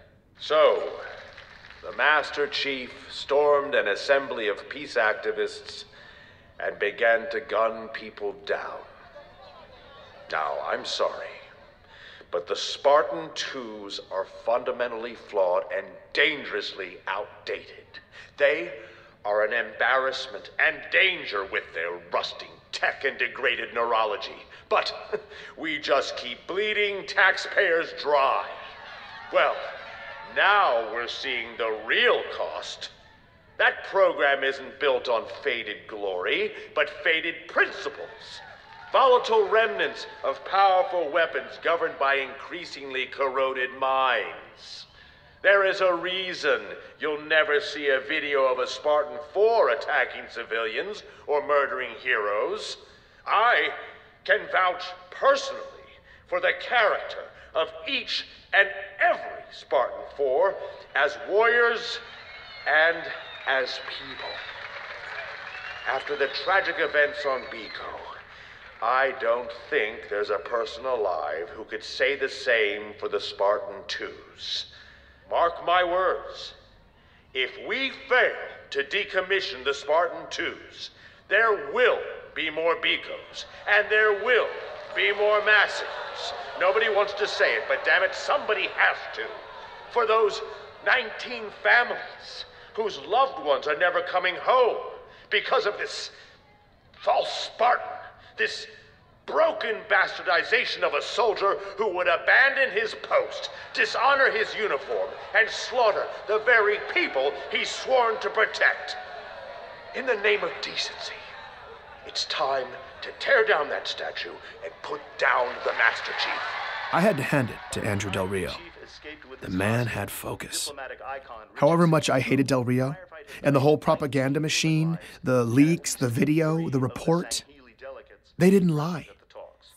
The chief shot Ambassador Sakibo's bodyguard at point-blank range, grabbed the ambassador, then escaped with the alien delegation in a hail of gunfire and dropped off Sakibo's body the next day. Those were the facts. And no matter how corrupt these politicians were, I couldn't argue with the evidence. Chief needed to come in and face due process so we could know the truth. I still believed in the chief. I believed that his legend would be restored, and I knew that there had to be more to this story.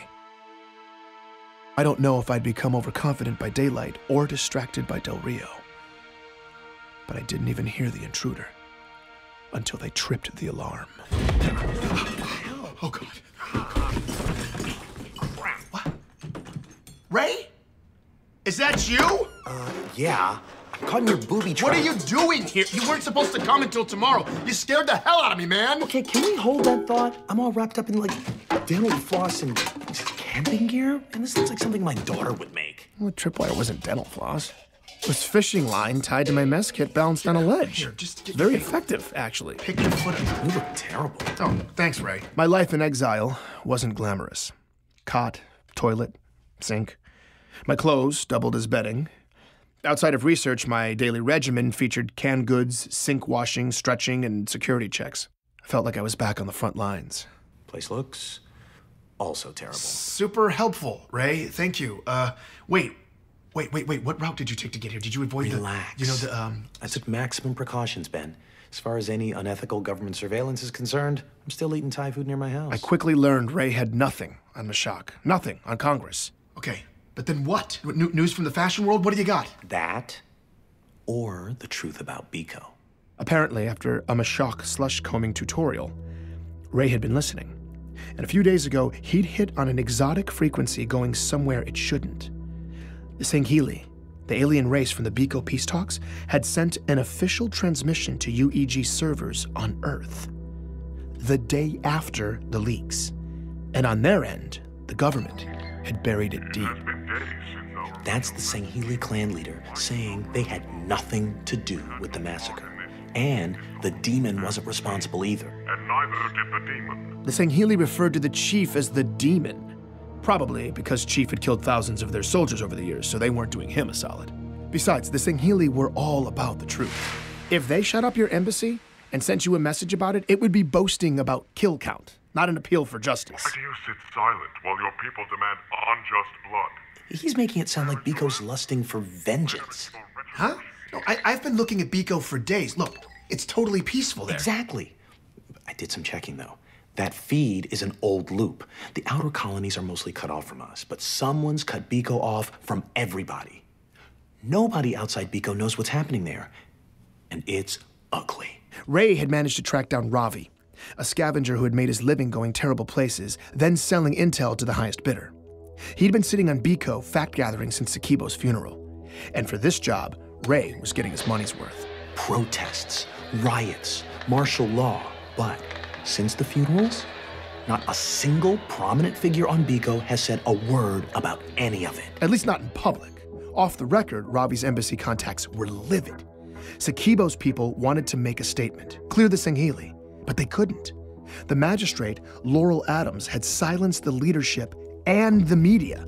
Nobody was talking. How does she have the authority to do that? She doesn't. Adams is a puppet. The gag order came from Earth. The UEG? Why would they squash the massacre? To protect the chief? Nope. To cover their own asses. After uncovering a serious security threat 1 week before the talks, Ambassador Sakibo had petitioned the UEG for support. Badly needed support. But the senators blew him off with an automatic rejection. Sakibo's office had no choice. Regional stability was hanging in the balance, so they went ahead with the talks. And it broke. Very bad. Gag order landed, media silence. And off the record, the only answer Ravi could get when he asked who did it was not the Sangheili. But once Pharaoh's leaks hit and the chief was the bad guy, Biko's streets popped off and Sakibo's people took action. They broke rank, quietly launching an independent investigation into the massacre. The only suspects were a bunch of extremists called Sapien Sunrise.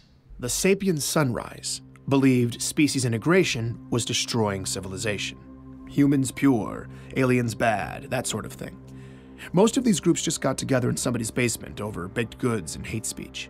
But Ray was pulling up terrorist dossiers, donor registries, military protocols. Sapien Sunrise were packing way more than pastries. And Sakibo's talks would have represented everything they hated. Here's the overview. They did it. Well, that's a short investigation. They plotted to assassinate Ambassador Sakibo, frame the aliens, and end the peace talks. Now, I don't know if the Sapiens were counting on inept local intelligence or they're just arrogant psychopaths, but they were brazen. According to the investigators' notes, Sapien Sunrise had been loudly threatening the embassy for months. No wonder the gag order had frustrated the diplomats.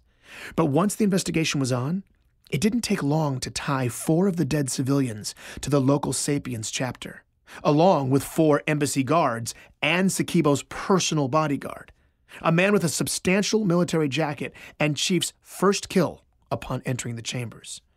All in all, 9 Sapiens were at the embassy that day. And the Chief took out every single one of them. Damn. And there's evidence that the Chief didn't kill a single innocent. Wait, what evidence? That's not in the video. Apparently, there's a second video. Ray, do you have it? No, but it's out there. Coroner's reports, too. What? Can we get it? No, But what about the UEG communications with the magistrate? We could prove they were negligent in denying Sakibo's security request. Ravi couldn't get that either. The gag order came back down hard, Ben. They went silent again? After all that, they just stopped investigating. Ravi thinks the UEG must have offered the diplomats something sweet. Yeah, how about clearing the Chief and the Sangheili and throwing the Sapiens into a hole? I mean, come on. We're lucky we got this.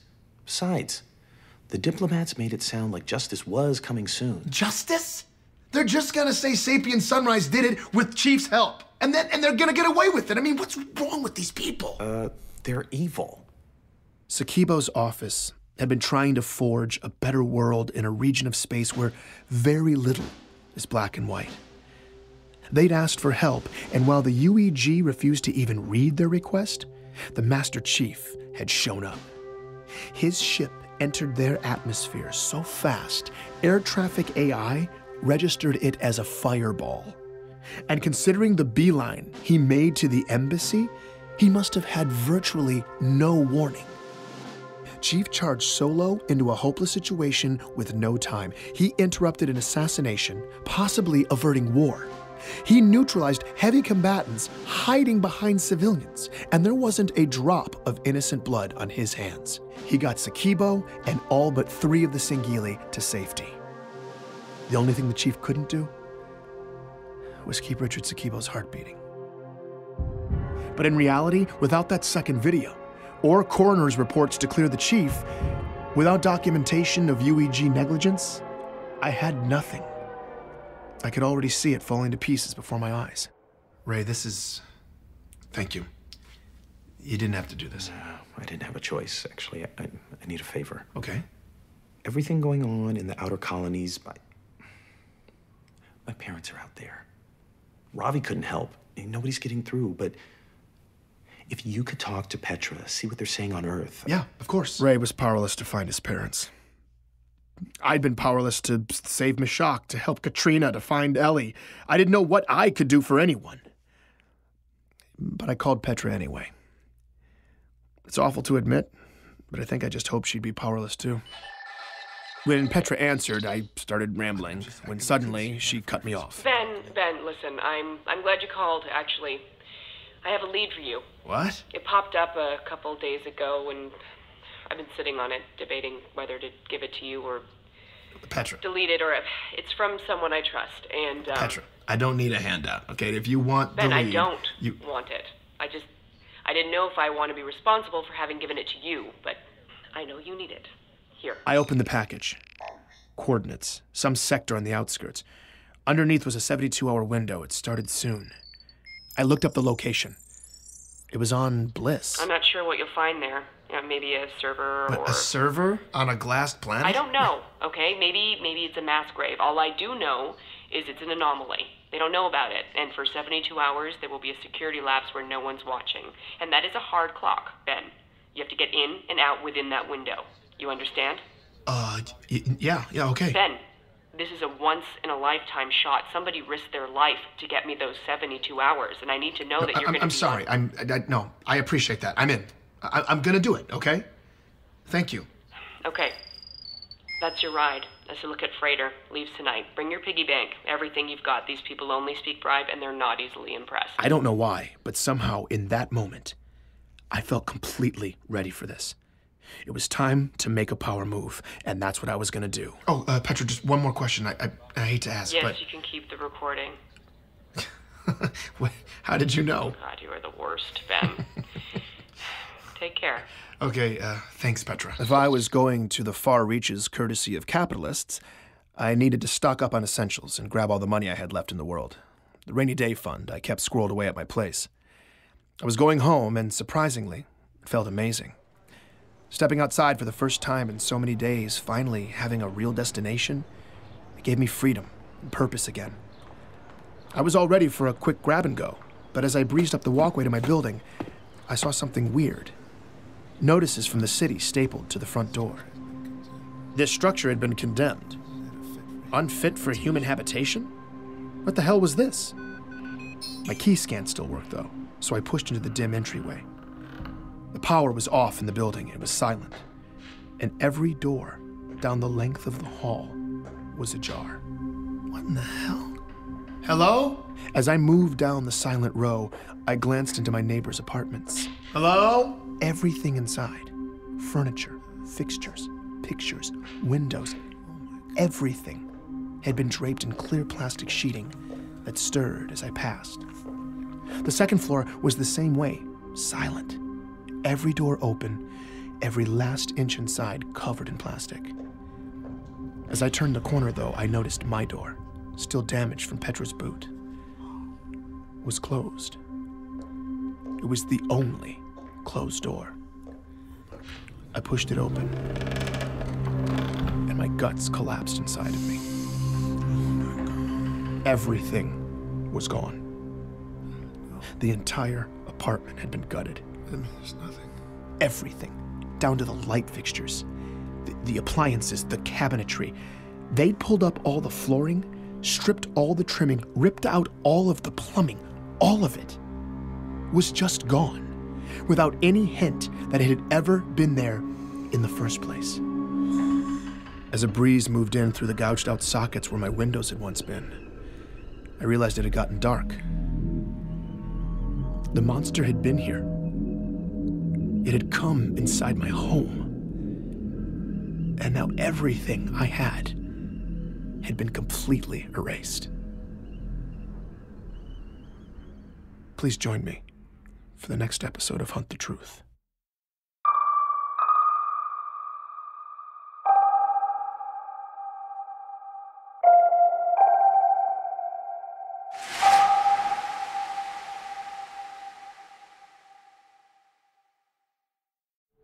I was running out of time to catch the freighter to Bliss and follow up on Petra's lead. But I wasn't going to the outskirts. I wasn't going to take down ONI. I was going to sit here, in between the floor joists of my old bedroom, and let all those loose bits of silica glass poke through my clothes and scratch at my skin. At this point, I didn't care. The room I used to sleep in didn't even have a floor anymore. The night was pouring in over my shoulders, and no matter how hard I tried to disappear into my hoodie, the temperature just kept dropping. I never should have come here. They'd evacuated my neighbors, taken all my things, my stash of money, torn everything down to the bone. And they hadn't even left me a hint that I'd ever existed in the first place. ONI could erase anything they wanted to. Hunt the truth. I just sat there. It was quiet. When I got a call. Hello, who is this? Ben, you need to get out of there now. They found you. Pharaoh? Wait, no, how Ben, did you... listen to me. I told you I'd protect you. Now go before it's too late. Protect me? I don't even know who you are. How can I even trust I'm not going anywhere. Have a pity party later. You need to get out of there now. It was already too late. Okay, Ben, listen to me. Ben. I could hear them out there through the giant hole where my windows used to be. Oh, no. I needed to hide, stay quiet. If they were using biometrics, I needed to slow my heart down too. But I was terrified. And then I froze. ONI was here. And everything became instinct. I flew out of my apartment into the hall. A door, any door.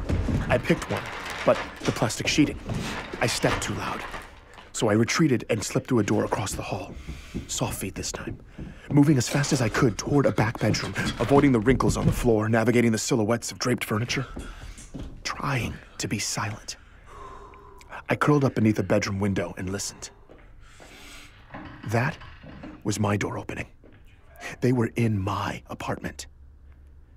Had I left any evidence? I needed to relax. I breathed and waited. They would systematically scan the building until they found me. And then they were going to stuff me in a bag. I closed my eyes, tried to disappear. The sounds had gotten faint. This was my chance. I could make it to the stairwell, but I had to go now. I went, and 3 strides into the living room, I could hear them coming around. I dropped down out of sight behind a couch. They were right outside. I waited. It was quiet. And then they struck. The agents began to overpower me. They were about to put me down when the agents crumpled to the floor. They were dead. What happened? I tried to clear my eyes so I could see when suddenly I heard one of the agents still alive.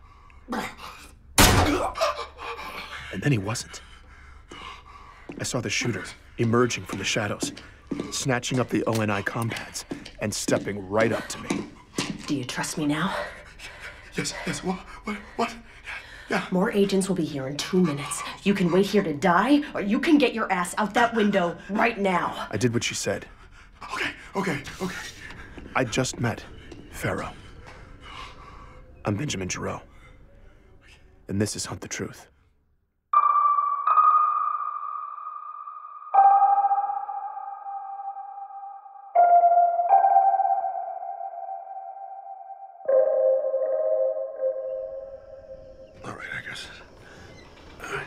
Pharaoh led the way along the ledge to the fire escape. I was trying not to look down. We jumped the last several feet, and I immediately ran across the street to take cover. Pharaoh, where are we going? Stop talking. I did as she said, trying not to think. She moved quickly, staying in the shadows. I tried to step where she stepped, but it was hard to keep up. I was almost out of breath by the time she finally ducked into a drainage canal and stopped. I was trying to digest what had just happened. Were those agents even... I don't have time to talk. I only came here to make sure you stay a free man, so I need you to listen carefully. If they haven't already, Oni's definitely greenlit you now. You need to get off-world. Agents are probably searching the neighborhood as we speak, and they won't stop until you're neutralized. Oh God. Listen to me. We will protect you. Okay. But we're mobilizing in the outer colonies right now. Major pieces are in motion, so everything's on lockdown. You'll have to make it on your own for at least a few more days.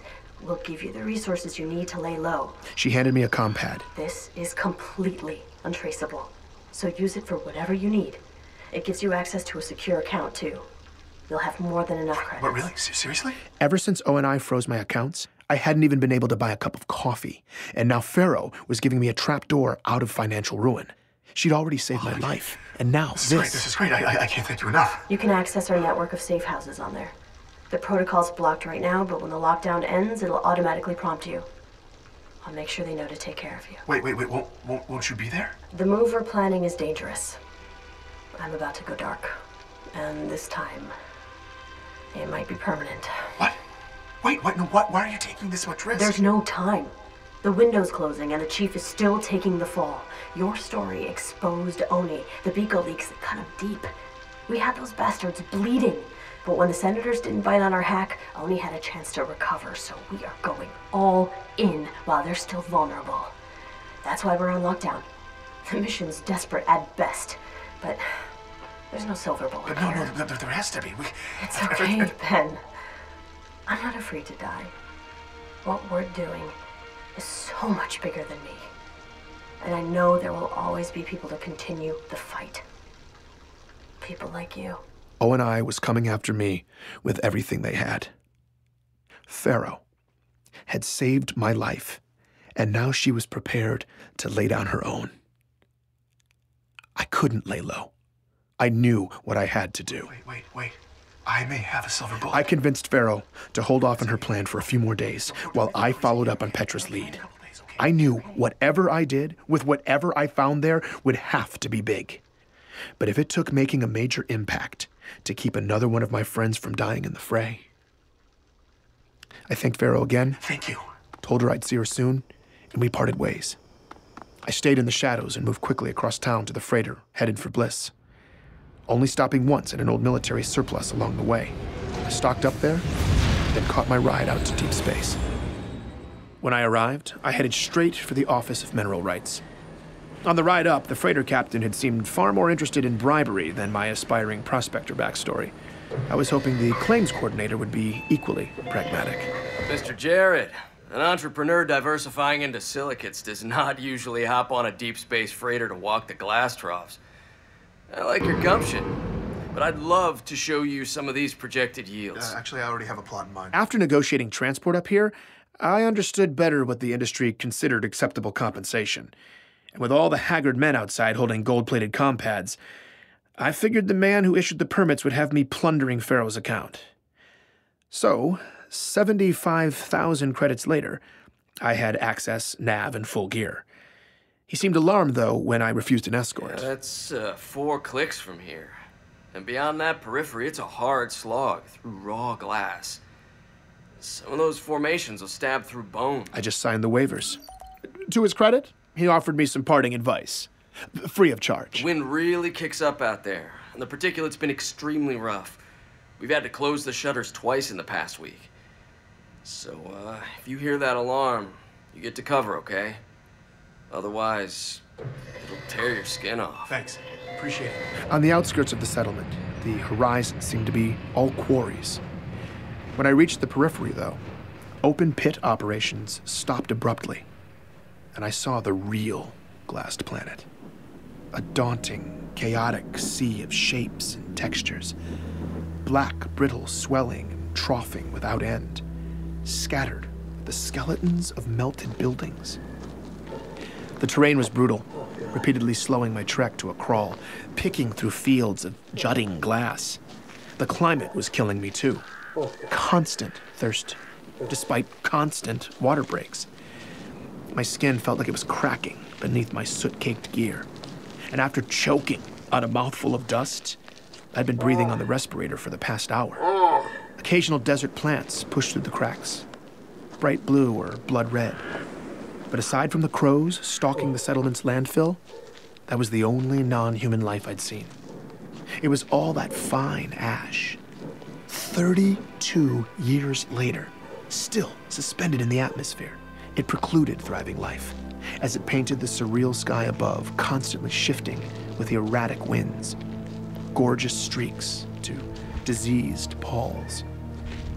I had been making relatively good time when a cloud of dense ash suddenly descended. I stopped. I was totally blind. I didn't want to take a step. A lethal fall seemed far too possible. I checked the nav. Only 1,200 feet to go. I was debating whether or not to wait out the fog when it suddenly lifted. It was beautiful for a moment. When a low, rising growl snapped me out of that reverie. The storm siren. I pulled up the nav and started moving as fast as I could. Sudden pockets of cold, hot, then cold again. The wind whipping sharply back and forth, bits of sand spraying against me. But I didn't see anything. Behind me, everything was calm. In front, the sky above the mountains were perfectly clear. Where was the storm? I looked down at the nav. Oh, only a few hundred feet to go. Ahead, I saw the ruins of a huge complex. I'd be there in no time. But then I realized it. Those weren't mountains. A black wall was coming from the horizon, and it was coming right at me. I flat out sprinted. The storm was closing in. It was the color of night and impossibly tall. I got to the ping on the map. The structure had been leveled. There was nowhere to go, and the sand was flying faster, stinging my cheeks. I looked around desperately, trying to shield my face. There was a massive collapsed section up ahead. I scurried over, bits of glass starting to spray against the debris, like tinkling wind chimes. The glass was stinging through my clothes. I half climbed, half slid down the waves that oozed and sloped to the pit, slicing my leg on the way down. The sound was deafening. I had to get in now. I started tugging at a split in the collapsed floor. The storm blasted harder, my skin on fire. I made one last push. The glazing shattered, and I slid in as the wall of glass exploded overhead, and I plunged into the darkness.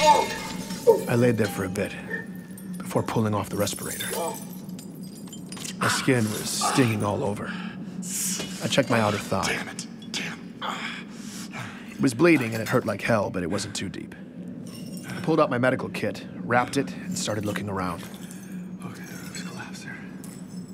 There's all sort of debris on the ground. Whoever abandoned this place must have had advanced warning and left in a hurry. I shined my light along a back wall. Okay, Office of Naval Intelligence, Subspace Communications. It was an old ONI subspace relay facility. One of the hundreds scattered in deep space to cut back on comm delays between Earth and the outskirts. ONI wouldn't have left anything useful in a place like this. Okay, Petra, what am I looking for? I followed every warning sign I could find, looking for anything restricted access. A few flights down and dozens of turns in, I was standing on what appeared to be the lowest level. And based on the long echoes into the darkness, the room was huge. I moved through dozens of rows of tall shelves draped with drop cloths. Whatever had happened on Bliss hadn't made a dent down here, apparently. What am I looking for? I peered behind one of the cloths. Guns, explosives, ammunitions, all kinds of aftermarket mods. None of this was UNSC sanctioned. Seriously, guns? Had I come all this way for neatly organized contraband? You gotta be kidding. But that's when I saw it. Out of the corner of my eye. Coming from the shadows at the back of the room through a glass door. No way. A tiny blinking light. No way, it can't be active. An active relay? The relay? In an ONI facility? There could be anything on it. There could be everything on it if someone screwed up. The surface destruction was catastrophic. They could have just assumed the glassing had gone this deep. And ONI probably wasn't even operating in any real capacity out here anymore. Okay. This had to be why I was here. Let's see. I immediately hooked up my comm pad, and I couldn't believe it. Oh, did I? The server was in standby, but it seemed fully functional. Connecting? Something kicked on deep below, and low auxiliary light filled the room. Oh, my God. I started entering queries. Biko. It was current. I remembered the name of the raw file for the Biko video that Pharaoh leaked. That video popped up, and so did the second video, the one Pharaoh hadn't seen. I pulled it down and opened the footage. It was a composite of every single angle cameras captured that day. The original video just showed Chief firing down the hallway where 4 civilians had died. But I didn't see civilians in that hallway. I saw 2 janitors with a rocket launcher. I saw 2 couriers with frags, and none of them had a chance before Chief dropped them. Shot for shot, bullet for bullet, I watched him take out the terrorists, firing his handgun exactly 12 times, hitting only assassins every time. I saw the bodyguard and 4 embassy guards firing at Sakibo himself. And the best part was, the coroner's reports backed up all of it. Ray's scavenger was dead on. It was indisputable. Chief killed the bad guys killed the innocents. I found Sakibo's original request for security and the UEG's immediate automatic rejection. I can't believe it. I had everything I needed to clear the chief. We got him. But there was so much more to implicate ONI. I got an awful idea, and I knew exactly what to search next. Benjamin Giroux. As the results popped up, a chill went down my spine. Psychological profiles on me.